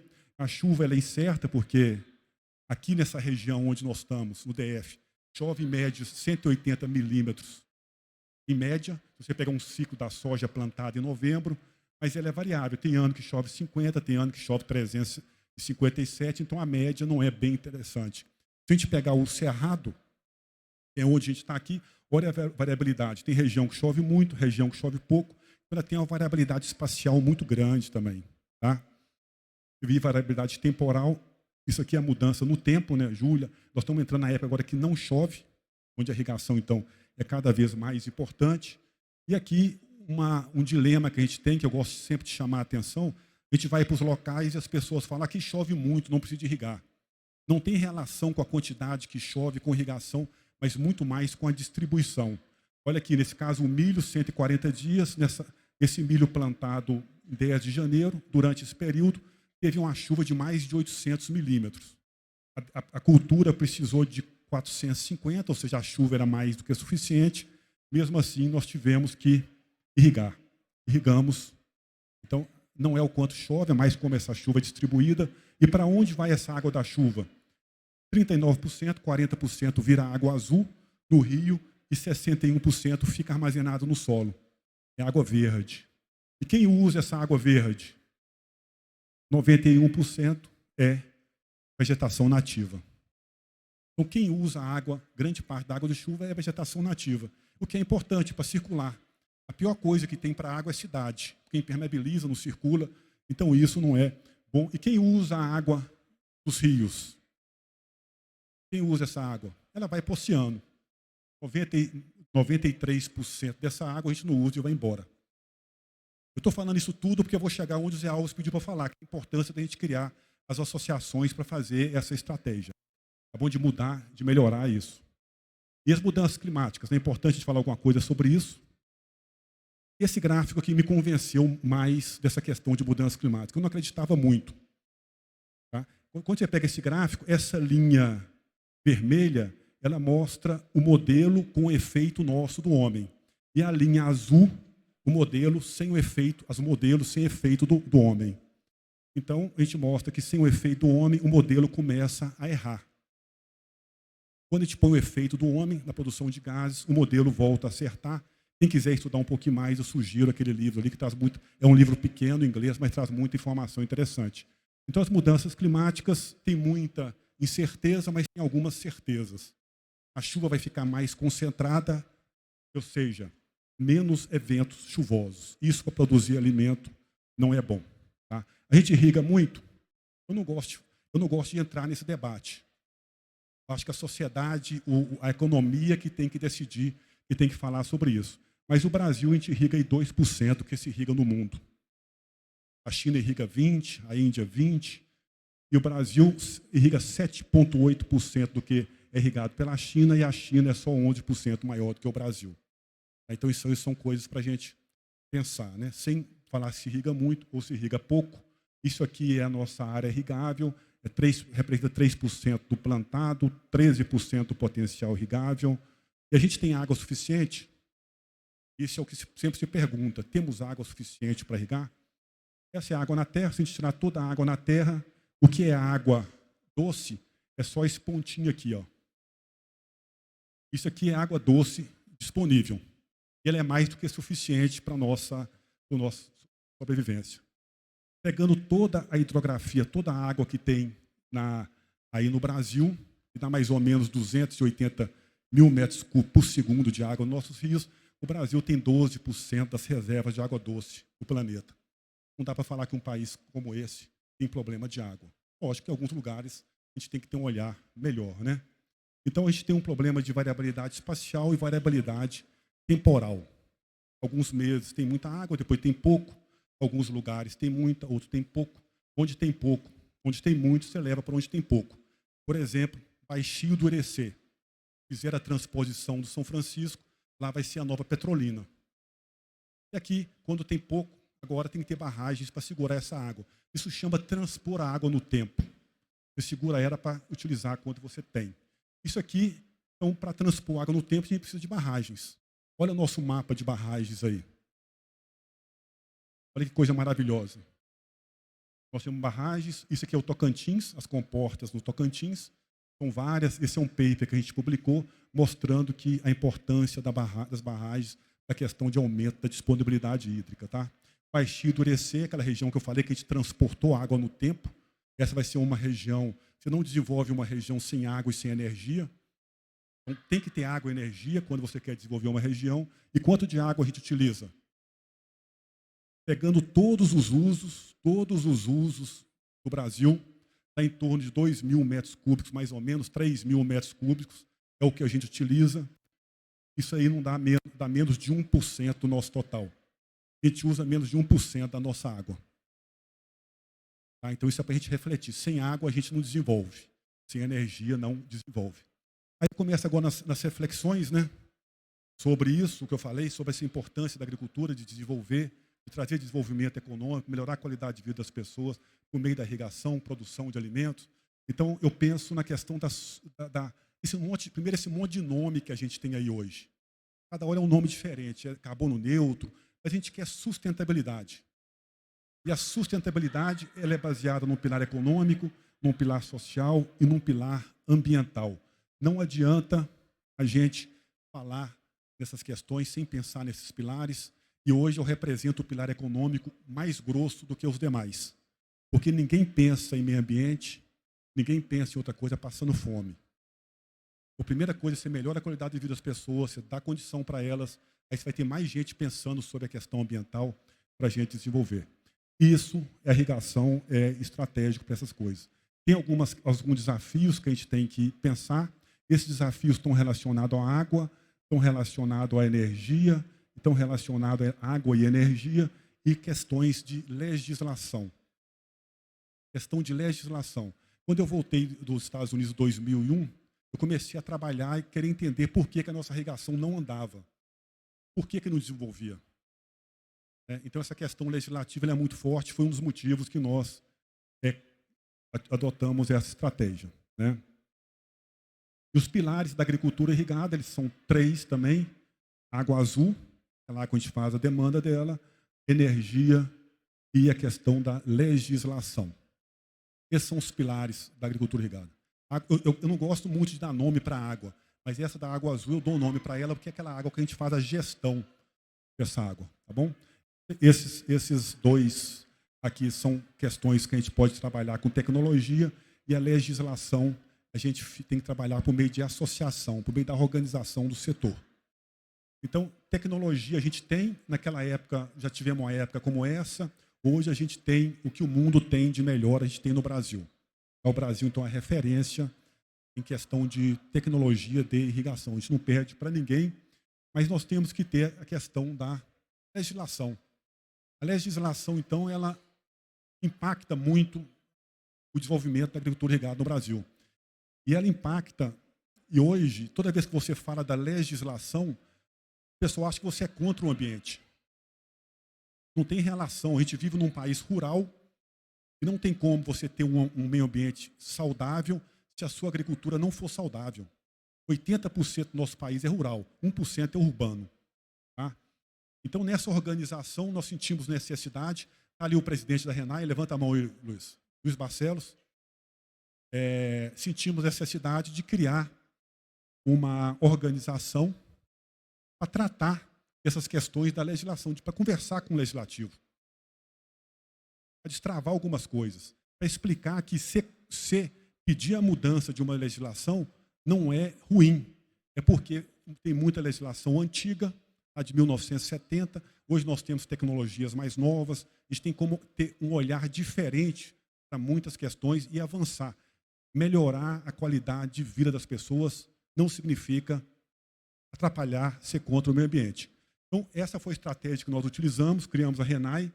Ela foi criada no dia 25 de junho de 2021, numa parceria com a CNA, com meus amigos, o Nelson está aqui, Gustavo, participamos efetivamente junto nesse momento, e a ministra participou. Nesse dia também nasceu a agricultura irrigada, o dia da agricultura irrigada. E nesse dia, por que é importante esse dia? Porque é um dia para falar bem dessa tecnologia. Ninguém fala mal de você no seu aniversário. Sempre quando a gente falava da agricultura irrigada, a gente falava no dia da água. Era sempre um pedacinho para falar mal. Né? Então, hoje nós temos um dia para falar bem. É uma semana inteira para falar bem dessa tecnologia. Eu nunca vi um momento tão importante, tão bonito como a gente está vivendo nesse momento aí. Viu, professor Demetrio? Eu vi que o Fernando chegou também. O Rodrigo chegou, Fernando, que é importante, pessoas que viveram essa história tão bonito como a gente está vivendo agora. Então, a ministra participou desse momento. O objetivo de criar a Rede Nacional da Agricultura Irrigada, então, é atuar junto ao Parlamento e ao Executivo em questões estratégicas. Hoje nós tivemos junto com as principais instituições. Estava lá o Silvio, o presidente da ABID, estava lá o presidente da ANA, estava lá o secretário da Agricultura, Gustavo não pôde ir, mas tinha um grupo de pessoas hoje que pensam estrategicamente a nossa agricultura irrigada. É isso que a gente tem que fazer. Pensar estrategicamente para avançar. Zé. Então, a RENAI ela tem esses objetivos, também de apresentar a agricultura irrigada como um vetor para o desenvolvimento, com contribuições efetivas para a segurança alimentar, econômica e ambiental do Brasil. Ela é constituída mais ou menos por isso, elas são 4 núcleos, né? Está tendo algumas mudanças, mas ela era assim, por associações de irrigantes, por polos, representantes de polos de irrigação, que é uma estratégia muito importante do Ministério da Integração, por nichos da agricultura irrigada, como soja, milho, e por representantes da indústria. Então, é um grupo aí que pensa estrategicamente a agricultura irrigada. Estou vendo que o professor Tangerino chegou ali agora, já está filmando. E aí, como que a RENAI ela pensa? Ela olha então para os ministérios. O nosso olhar é estratégico, né? É para os ministérios. Dali a gente vê como é que a gente pode atuar em pautas que estão ruins. Então, no Ministério, a gente olha para o Ministério. Eu agradeço ao João, não sei se ele está aí, por esse slide, nosso executivo. Fala, o Ministério da Integração. Quais são os ministérios importantes para a irrigação? Integração, Defesa Civil, Segurança Hídrica, Desenvolvimento Regional, Fundos e Financiamentos, Codevas, Denox. Então, isso aqui é nosso universo. É aqui que a gente trabalha, que a gente atua. E olha a complexidade do poder legislativo. Como é trabalhar nessa questão? Gente, para criar o Dia da Agricultura Irrigada, gastou 1.091 dias. Uma pauta positiva, fácil. Eu pensei, professor Demetrio, que a gente criaria o dia em 3 meses. Gastou 1.091 dias.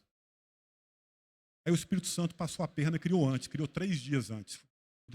O deputado Mazinho foi rápido, conseguiu criar no Espírito Santo antes. Então, a diversidade, a gente tem que entender essa diversidade do nosso Congresso, como articular, como trabalhar isso, como pegar as demandas. É assim que a gente avança. Nós temos aí os professores, nós da pesquisa, olhando muito a ciência, mas a gente não avança se não tiver um olhar para esse pessoal, que é quem faz a nossa legislação. É isso que faz o Brasil andar ou faz o Brasil travar. Então, tem o poder legislativo, aqui nós temos o Senado Federal, a gente mostra como ele é diferenciado, como que ele é organizado, né? E aqui que a gente tem feito o nosso trabalho, e aqui que esse poder da associação pode fazer para destravar essas grandes questões. Tá? Eu estou para finalizar, meu tempo está acabando também. Eu vou deixar meu LinkedIn aqui, para quem quiser lá. Geralmente eu posto muita coisa no LinkedIn, mas eu quero finalizar com 2 falas. 3. Eu finalizo. Uma é que se a gente não tiver uma agenda própria, a gente vai trabalhar com a agenda dos outros. Tá? Temos que ter a nossa agenda, viu, Fernando? Temos que ter a nossa agenda. Aí eu conto uma história do ministro turco. Falou na reunião na Europa. Essa questão de mudanças climáticas. Querem jogar para o Brasil. Nós temos a nossa parte. Mas não é tudo nosso. Se plantar só árvore no Brasil, não vai mudar nada. Se mudar 5% nos Estados Unidos, melhora um monte. O ministro turco falou o seguinte: os Estados Unidos e alguns países europeus, eles foram para o melhor hotel do mundo. Tomaram o melhor café do mundo. Caviar no café da manhã. Almoço, caviar de novo. Muita carne. Janta, almoço, café, carne. Aí, quando acabou tudo, chamou o resto do mundo para tomar um cafezinho e dividir a conta. Vamos pensar nisso, gente. Nós temos que fazer nossa parte, mas não é tudo responsabilidade nossa. Temos que ter uma agenda, Fernando. Tem que ter uma agenda. Ô Demetrios, temos que ter uma agenda. Ô Tangerino, nós temos que ter a nossa agenda própria para trabalhar nisso. Quero falar aqui que para o desenvolvimento ser sustentável, a agricultura irrigada, a gente não precisa de muita coisa. A gente tem que fazer o simples, ter uma agenda própria e utilizar os próprios recursos. Isso está saindo na epígrafe da 2ª edição do meu livro, que eu vou publicar em julho. Eu tenho a cópia da 1ª edição aqui, para quem quiser. Aí eu finalizo com isso. Por que eu fiz isso? Isso é um projeto no Vão do Paraná, com assentados, um dos projetos mais bonitos que eu já coordenei na minha vida. São 5.000 famílias, onde a irrigação está mudando a vida dessas pessoas. Lá é irrigação, Gustavo, irrigação, maracujá e manga. Chegamos lá, essa senhora, vamos dar uma capacitação, Zé. Chegamos lá, essa senhora, o maracujá, na polinização, ela não conseguia polinizar, tinha pega de 40%. Era uma tristeza, o maracujá todo minguado. Aí um especialista, um colega meu, Juliana conhece, ele minha colega, Milton Junqueira, falou: não, você pode fazer um pincelzinho com pelo de cachorro para você polinizar. Ela, cheio de cachorro, ela usou os pelos do cachorro lá, fez o pincelzinho. Nós chegamos lá, era uma alegria, um maracujá com pega de 100%, e os cachorrinhos se olhavam para ele, tudo sem um pelinho. Um pelinho de cá, um pelinho de lá. Então, isso é uma história de sucesso, né? Eu agradeço a vocês. Zé, obrigado pelo convite. A gente está sempre à disposição. Obrigado. Bom, então, dando continuidade, agora a gente fez as 3 apresentações. A ideia é que qualquer dúvida, qualquer pergunta seja feito agora. Para o Gustavo já foi feito, né, Gustavo? Você podia até estar aqui com a gente nessa mesa, que eu acho que tem tudo a ver as 4 apresentações. Mas eu estou abrindo para perguntas. Se a gente tiver, ergam a mão que como? Cauane está com o microfone, ela leva até vocês. Boa tarde. Meu nome é Job, eu sou professor lá da UFMS. Parabéns a vocês pela palestra. Todas as 3 palestras foram muito produtivas. Jordana, eu vi você falando aí muito do mundo inteiro, Europa, enfim, vários lugares gatinhando no manejo de irrigação. E aí você disse que o Brasil já está muitos anos à frente. Ouvi também o professor Linneu falar da importância do Brasil na produção de alimentos e tudo. E ainda assim, diante da tecnologia que nós temos, da grande produção que a gente realiza, nós somos meio que denegridos, né? Aí fora, às vezes você tem uma imagem negativa, não só fora, como dentro do Brasil, na nossa produção, no nosso sistema de produção. O que vocês acham tendo aí principalmente a Jordana e ao professor Lineu, que deve ser feito para que essa imagem negativa da agricultura brasileira, da irrigação brasileira, para que isso não aconteça, que a gente tenha uma imagem melhor, né, vamos dizer assim. E parabéns mais uma vez aí para vocês. Obrigado. Job, realmente é a questão que a gente fala da comunicação, né? E é muito triste a gente ver que dentro do próprio país, o país não enxerga o produtor como um grande aliado. E aí, quando a gente observa que a gente precisa preencher os espaços. Então, as principais conferências, a busca, a CNA sempre está participando, né? Então, o Fórum Mundial da Água esteve presente, a gente esteve no fórum, né, dentro do pavilhão latino-americano, justamente para falar, para estar mostrando, para estar levando, para estar apresentando como que é o processo da agropecuária brasileira. E na conversa com os participantes que vinham, você vê o total desconhecimento, né, de fato, igual uma pessoa do Ministério veio me perguntar se na Amazônia o desmatamento era para plantar cana-de-açúcar. Você fala, possível, não tem como. Então, é realmente um desconhecimento. A gente precisa, né, que haja um alinhamento. Aí eu acho que é a nível de governo e das instituições, para a gente traçar uma estratégia positiva do agro brasileiro. Várias iniciativas são feitas, elas existem. A gente vê várias associações de irrigantes, com campanhas maravilhosas também. A CNA e o sistema CNA-Senar teve, ano passado, uma campanha muito forte, que entrou, não sei se todos puderam acompanhar, no horário do Luciano Huck, trazendo os exemplos da agricultura, do pequeno ao médio, do grande ao pequeno. Não tem tamanho, a agricultura é uma só.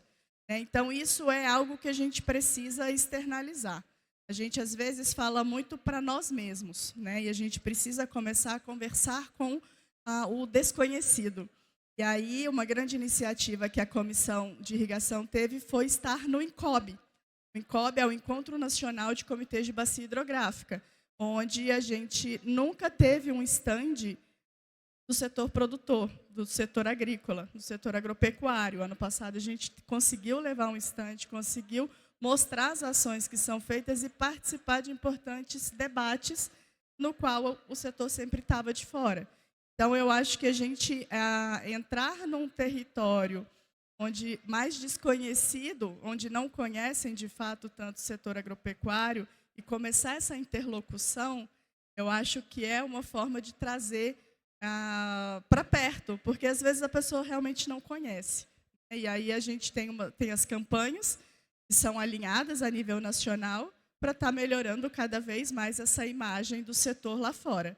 Tanto na questão da COP, né? Então, por exemplo, a CNA participa todos os anos da COP, justamente tentando compor e ter um dia do agro, para poder mostrar e levar. E, por incrível que pareça, às vezes, a gente é mais bem visto por alguns países lá fora do que pelo próprio Brasil. Então, a gente precisa realmente alinhar tudo isso para que a gente comece a ter uma mudança nessa visão aí do setor.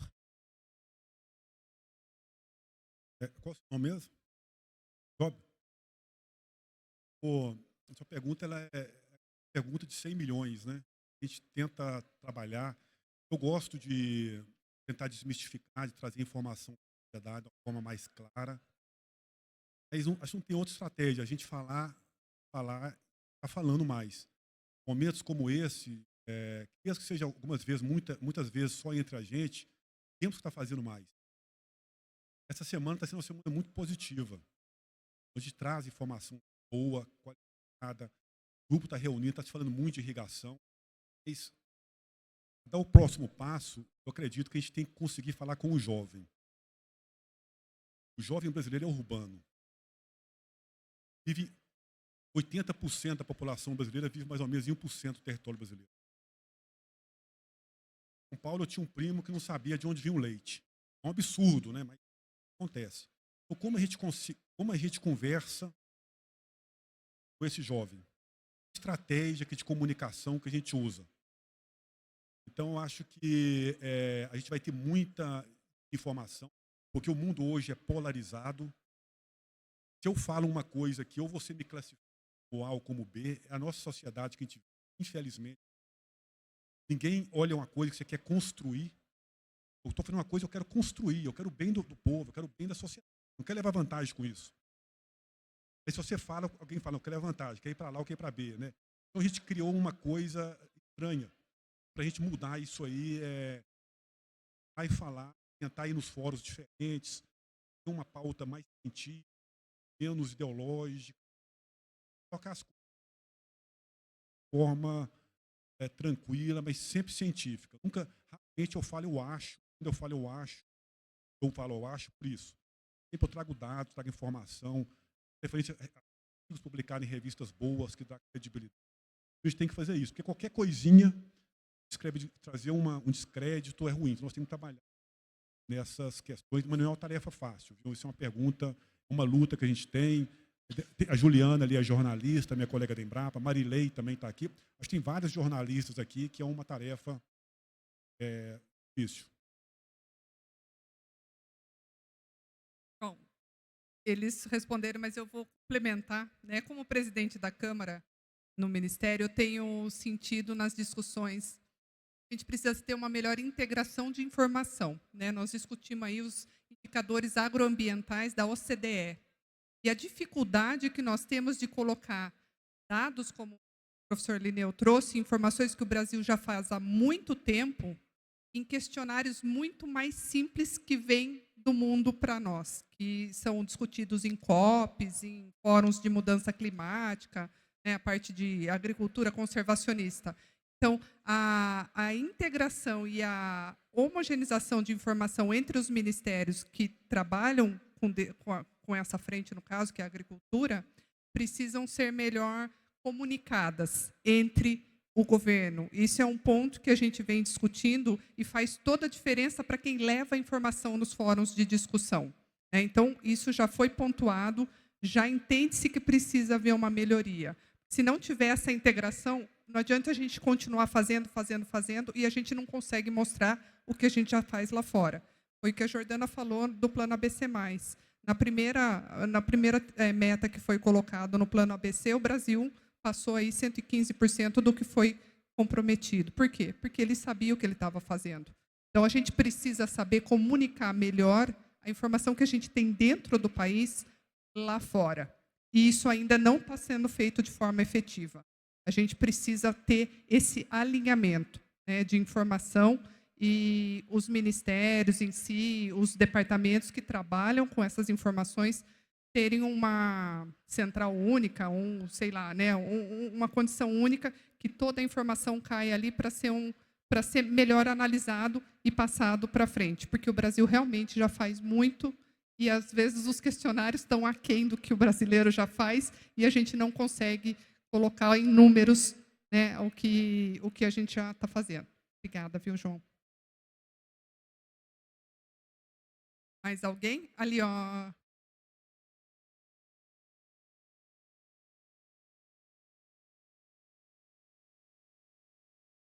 De Jordana, Vila e Pneu. Sou Isaías, estudante da Unicerrado, lá em Goiatuba. E moro em Goiatuba, só que sou do estado do Ceará. E tem uma questão que eu já ouvi falar sobre isso, sobre o uso da água do mar, Ceará, por exemplo, né, para a irrigação. Queria saber se tem o órgão governamental algum trabalho científico, algum documento, algum banco de dados sobre essa questão, né, da irrigação no Nordeste, não só no Ceará, no Nordeste em si, né, com o uso da água do mar, né, tem que ter a dessalinização, todo o processo. Se tem algum dado sobre isso?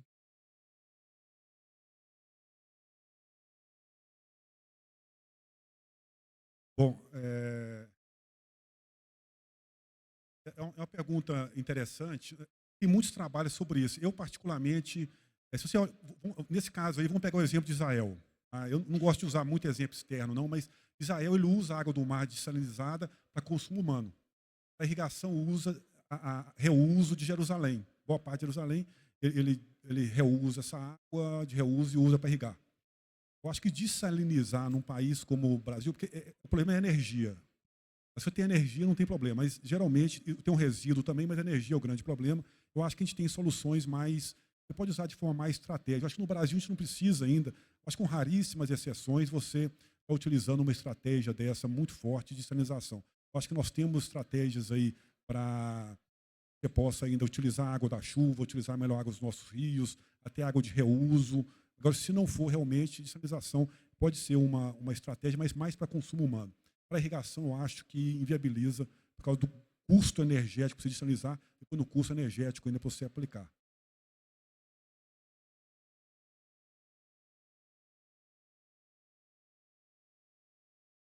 Mais alguém? Gustavo.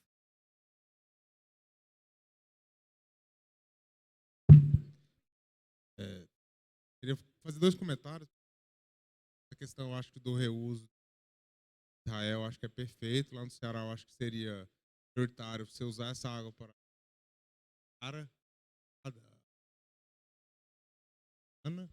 e o reuso da água você poder, porque assim é muito caro, realmente uma estrutura muito grande para você destinar. Tem alguns projetos no interior de água salobra, aí você consegue fazer alguma coisa, mas em pequena escala. E a questão que você falou, Priscila, dos dados, né, que a gente exporta para o mundo sobre a agropecuária brasileira, a gente tem muita dificuldade de dados, principalmente pela forma que eles são coletados.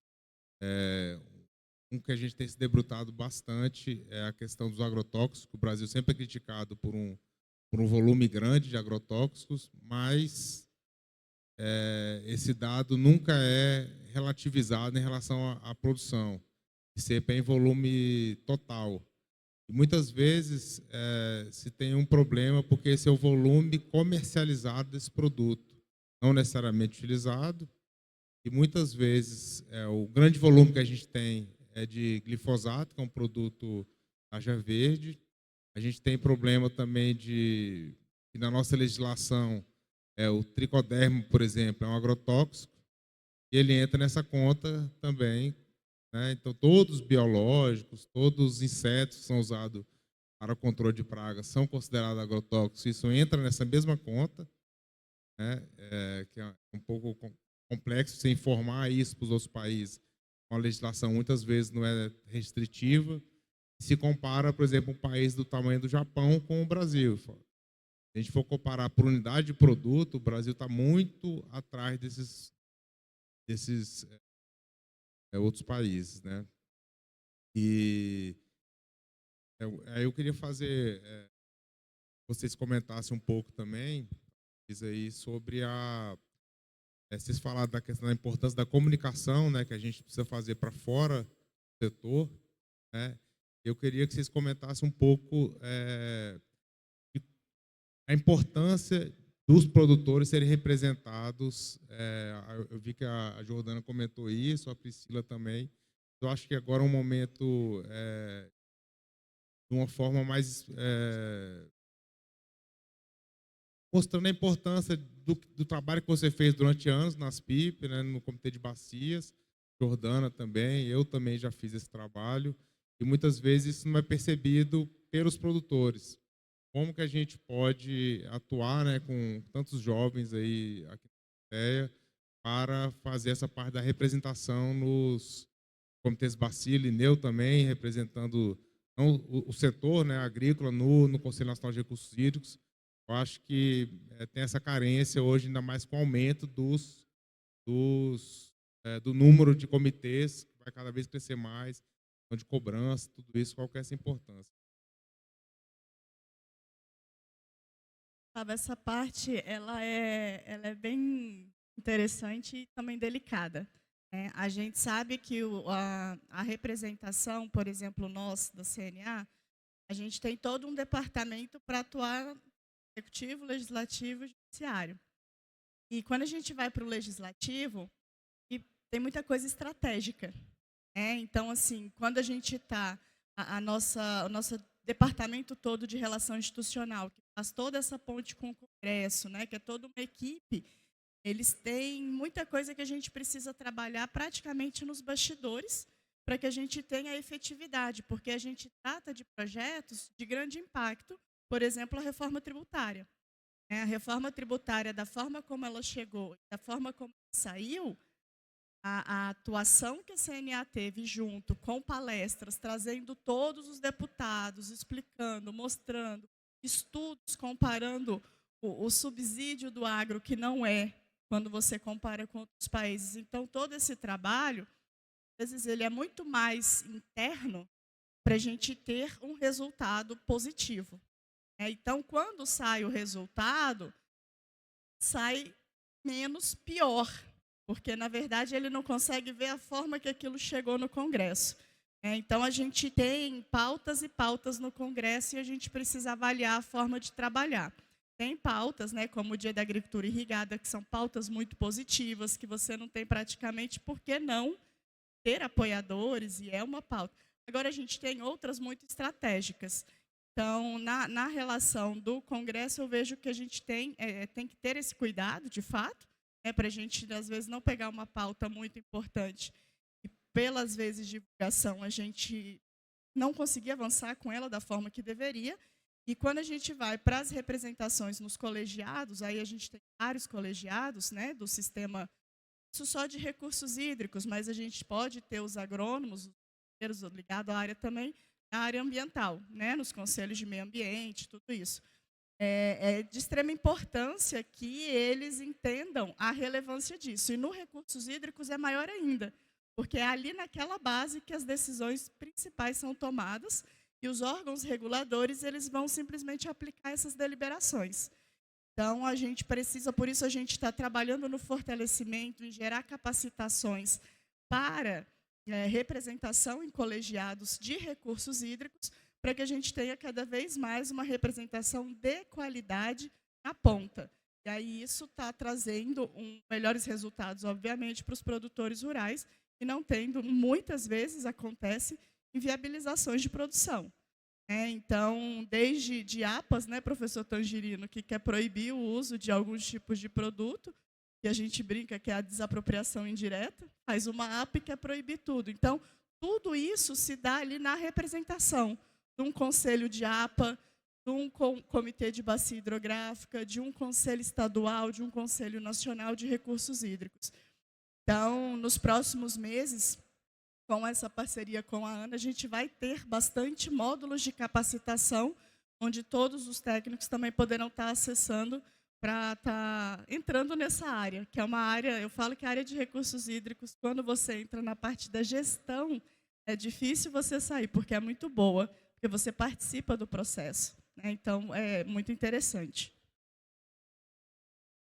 Gustavo, aí você tocou 2 pontos e voltou na comunicação. Comunicação internacional, Priscila, assim, a Embrapa Cerrados, você conhece bem, é o centro mais visitado de todas as Embrapas. Nós temos um colega aqui, o Davidson, estou vendo ali, tem outros colegas da Embrapa aqui, né? O mais visitado aqui é o Embrapa Cerrados. Nós tivemos o G20 aqui agora, Finlândia, amanhã eu vou dar uma palestra com um grupo de holandeses. Aí você tem que se estratificar. O europeu tem muita visão do Amazônia. Acho que todo mundo vive na Amazônia e está destruindo a Amazônia. Então a gente tenta mudar essa pauta. Conseguimos mudar para um grupo de finlandesa. A deputada voltou, fez uma matéria muito interessante sobre a viabilidade, a fortaleza da agricultura brasileira. Mostrou essa questão da sustentabilidade, das estratégias que a gente usa. Ou seja, é que eu falei para a deputada da Finlândia, era um grupo de deputados, senadores, eles me perguntaram o que vocês estão fazendo, qual é a estratégia. Eu falei, a melhor estratégia é melhorar a qualidade de vida das pessoas. Como em toda a área tem gente boa, tem gente ruim. Então, no geral, o agricultor brasileiro é bom e tenta fazer de maneira correta. Então, a pauta internacional é uma pauta, ela é complicada pela visão que o pessoal tem do Brasil e só Amazonas. Então, e o Brasil não é só Amazonas. Nós temos que ter a nossa agenda. Qual que é a nossa agenda para as nossas regiões? Ponto. Aí, depois disso, a gente pode discutir com o resto do mundo. Eu tenho falado muito. A questão da representatividade, você sabe muito bem, nós fomos colega lá, eu fiquei 10 anos no CNRH, no Conselho Nacional de Recursos Hídricos, representando o Ministério. É uma pauta, eu acho que é muita coisa, a gente tem que selecionar aquilo que é mais estratégico. O que é estratégico? Nós fizemos em 2002, antes da pandemia, uma reunião com a deputada parente da Priscila, chamada Aline Sleutz. uma reunião com ela, nós levamos uma pauta para ela, de uma emenda que estava lá, ela olhou para a gente, agora que a manga já caiu, que vocês vêm atrás de mim, tem que pegar antes, tem que matar a criança no berço. Ele foi uma lição grande, assim, nós temos que estar atento às coisas de interesse para a agricultura irrigada e trabalhar no berço, para não chegar lá. Depois que chegou, você não tira. Então, eu acho que são estratégias onde a gente vai trabalhar as comissões. Eu não acho que a gente deveria trabalhar em todas, tinha que ser estratégico essa questão de escolher onde a gente trabalhar, aquelas que são mais efetivas. O produtor irrigante tem que trabalhar, tem que estar nas comissões, ele tem que estar, ele tem que fazer parte, ele tem que ver como é difícil, para entender o processo, para participar, porque senão não anda. Só com a gente, Gustavo, não anda. Você lembra quando eu cheguei aqui, eu tinha cabelo, hoje não tem cabelo mais, mas o Fernando está ali há muito mais tempo do que eu. Estou vendo várias pessoas, o professor Demésio estava aqui. Gente, a caminhada é longa, não é simples, e se não participar, se não tiver o dia a dia, não avança, a coisa piora. Nós estamos num momento bom, é porque é 20 anos aí trabalhando essas questões. Já tivemos um ministério, 80, tivemos uma secretaria, ficamos sem pai, ficou lá mapa com o MIDR, um monte de gente, ficamos sem pai e sem mãe. Agora nós voltamos de novo para um ministério que parece que vai coordenar a nossa política. Tem bons sinais, sinais que vai regulamentar a lei, sinal que vai criar o conselho. A criação do conselho eu coloquei no meu livro lá de 2010 como sendo uma prioridade, naquele evento frutal. Está lá no livro, escrito. Hoje está capaz de sair aí e ser uma pauta importante para destravar várias outras. Mas é mais um conselho. Mais um para participar. Né? Aí tem que ter perna, tem que ter vontade. Quem participa disso, a Priscila sabe, Jordana também participa de vários, a dificuldade que é estar no conselho desse no dia a dia, discutindo, colocando a mesma pauta, brigando. Então não é uma tarefa fácil. A gente tem que ser estratégico, cirúrgico, naquelas mais essenciais. As instituições têm que ter uma relação. Isso passa por relação pessoal também, não tem jeito. As instituições, hoje é a gente, né? Quando for outra, é outra pessoa, então a gente tem que ter esse trabalho conjunto e um olhar com objetivo claro para que o setor como um todo ganhe. Mas são pautas realmente complexas, né?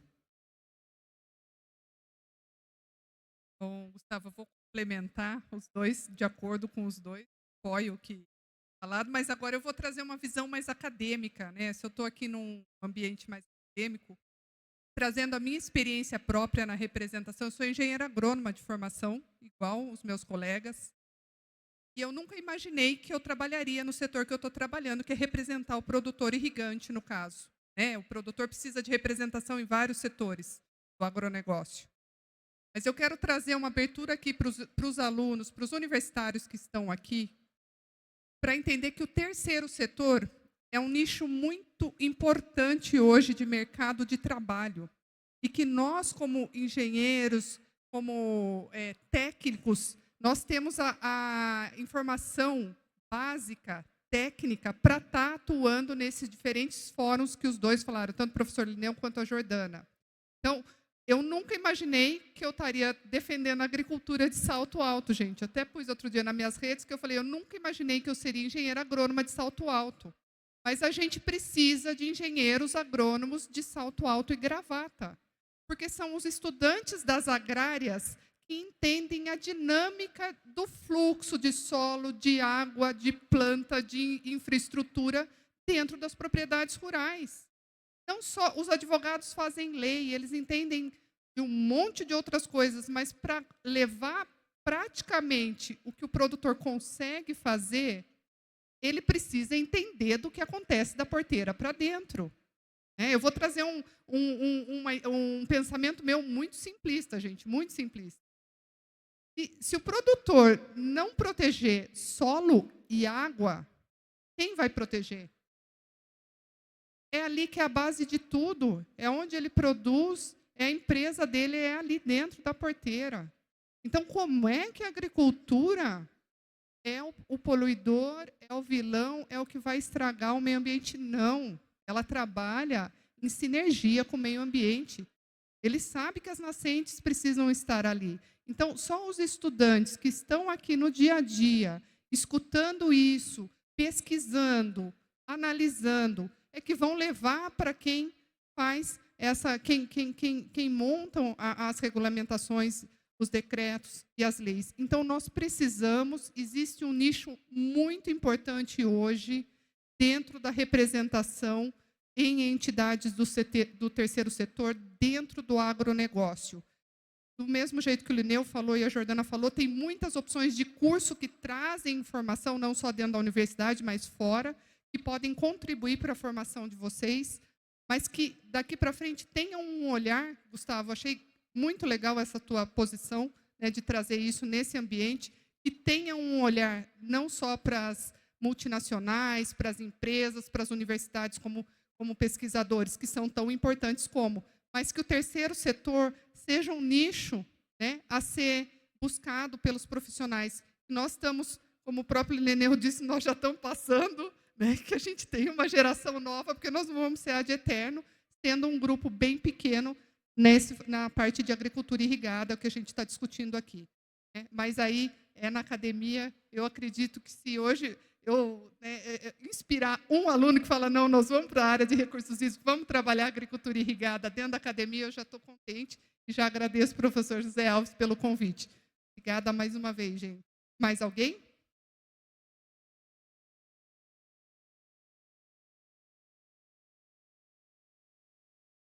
Cauane. Quem que é? Ali.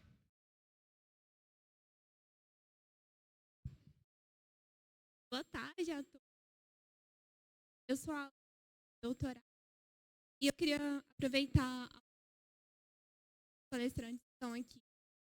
Queria tirar uma dúvida. Geralmente, em torno da porcentagem de área irrigada, a gente encontra que é bem baixa para o Brasil, mas não tem muito bem uma divisão, por exemplo, dos sistemas de irrigação e também das culturas em si. Por exemplo, 1% uma cultura ela é irrigada. Existe algum site, alguma de obter essa informação? Não é tão disponível assim.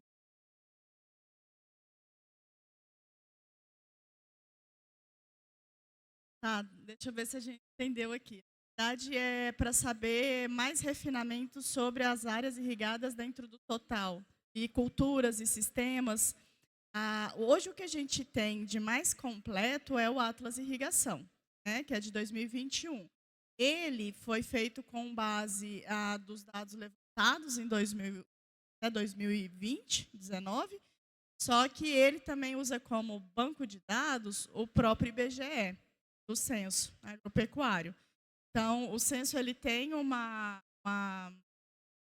tempo grande, né, para ser atualizado o censo agropecuário, e quando a gente abre o banco de dados, não é tão completo também. Então, a gente já tem até trabalhado, estava até falando com o Tiago, que é um dos que corroborou, né, no Atlas Irrigação da ANA, e o pessoal do próprio IBGE, o próprio questionário também. Então, assim, a gente precisa melhorar um pouco essa coleta desses dados, dessas informações, para ter uma publicação com esse refinamento e esse detalhamento. Mas alguns setores organizados, por exemplo, parte mais das frutas, do café, alguns já têm isso espacializado, às vezes, por regiões também. Tá? Então, pode pegar o contato, às vezes, se precisar de alguma coisa mais específica, a gente pode também estar tentando auxiliar. Bom, a gente tem certeza hoje em relação a esse levantamento é pivô. Um pouco de certeza, porque ainda tem uma incerteza, pivô que sai de um lugar, vai para outro. Ali, porque você pega satélite, e o resto é mais ou menos uma estimativa que vai de ruim a mais ou menos ruim. Então, você pega o IBGE, é o produtor que responde, não responde correto. Então, assim, essa informação, pega o Cerrado, por exemplo, região que está aqui, 80% é pivô. Aí você pode ter uma certeza mais ou menos como é que é a sua irrigação. Isso é bom no planejamento, né? E eu acho assim que a gente tem que dar avançar agora, tentando identificar para onde a gente pode ir. Quais regiões que a gente pode ir em termos de disponibilidade hídrica, e aí a gente não pode trabalhar com outorga tão restritiva como a gente tem. Tem que flexibilizar mais. Então, olhar para frente, olhar para o futuro, né? Os dados desse censo, eu acho que eles já estão bons. Muito difícil a gente vai conseguir refinar muito mais. A Jordana falou, a gente pode ter estratégia de um questionário, de melhorar um pouquinho, mas vai ser uma melhoria que o esforço é tão grande, eu não sei se vale a pena. Acho que a gente já tem uma estimativa boa, principalmente pegando o pivô, faz uma estimativa baseado na BIMAC, né, que tem uma estimativa do que vende, do resto, aí você compõe um todo, mas hoje é importante a gente olhar para o futuro, onde planejar para onde a gente vai, estratégia que a gente pode ter. Em cultura eu acho muito difícil. Eu costumo dizer o seguinte, todo pivô central plantado a partir de novembro, 90% dele vai ter soja. O pessoal fala, não irriga soja. Não, não tem pivô. Tem. É difícil um pedido de pivô na ANA para soja, mas tem. É 15% esse número. Mas, geralmente, o pivô que está lá, chega em novembro, vão plantar soja de baixo. Agora, as outras culturas menores, fruticultura para pequeno, isso é difícil você mapear. Então, acho que dá para melhorar um pouco a estimativa, tem que ver se vale a pena o esforço, mas esses números aí, que a Jordana falou, o Atlas, eu participei lá também como consultor lá desde o início desse Atlas, é a melhor fonte que a gente tem, eu acho que ela é boa. A gente pode refinar um pouco mais daqui, dali, mas, no geral, ela é boa. Porque uma coisa interessante que eu acho da gente falar também, que ontem, o Ministério da Integração, eles também falaram do plano, né? Vai ser desenvolvido o Plano Nacional de Irrigação. Então, eu acredito que muitas demandas e muitos anseios vão como cadernos do próprio plano que precisa ser desenvolvido, né? Que precisa ser colocado justamente para alinhar e ter essa visão estratégica que o setor precisa ter, vem se desenvolvendo, mas que o governo também precisa estar alinhado nessa visão estratégica. Então, eu acho que isso vai ser muito importante e realmente fundamental para a gente poder ter passos mais largos aí e avançar mais rápido na agricultura irrigada também do país. Ok?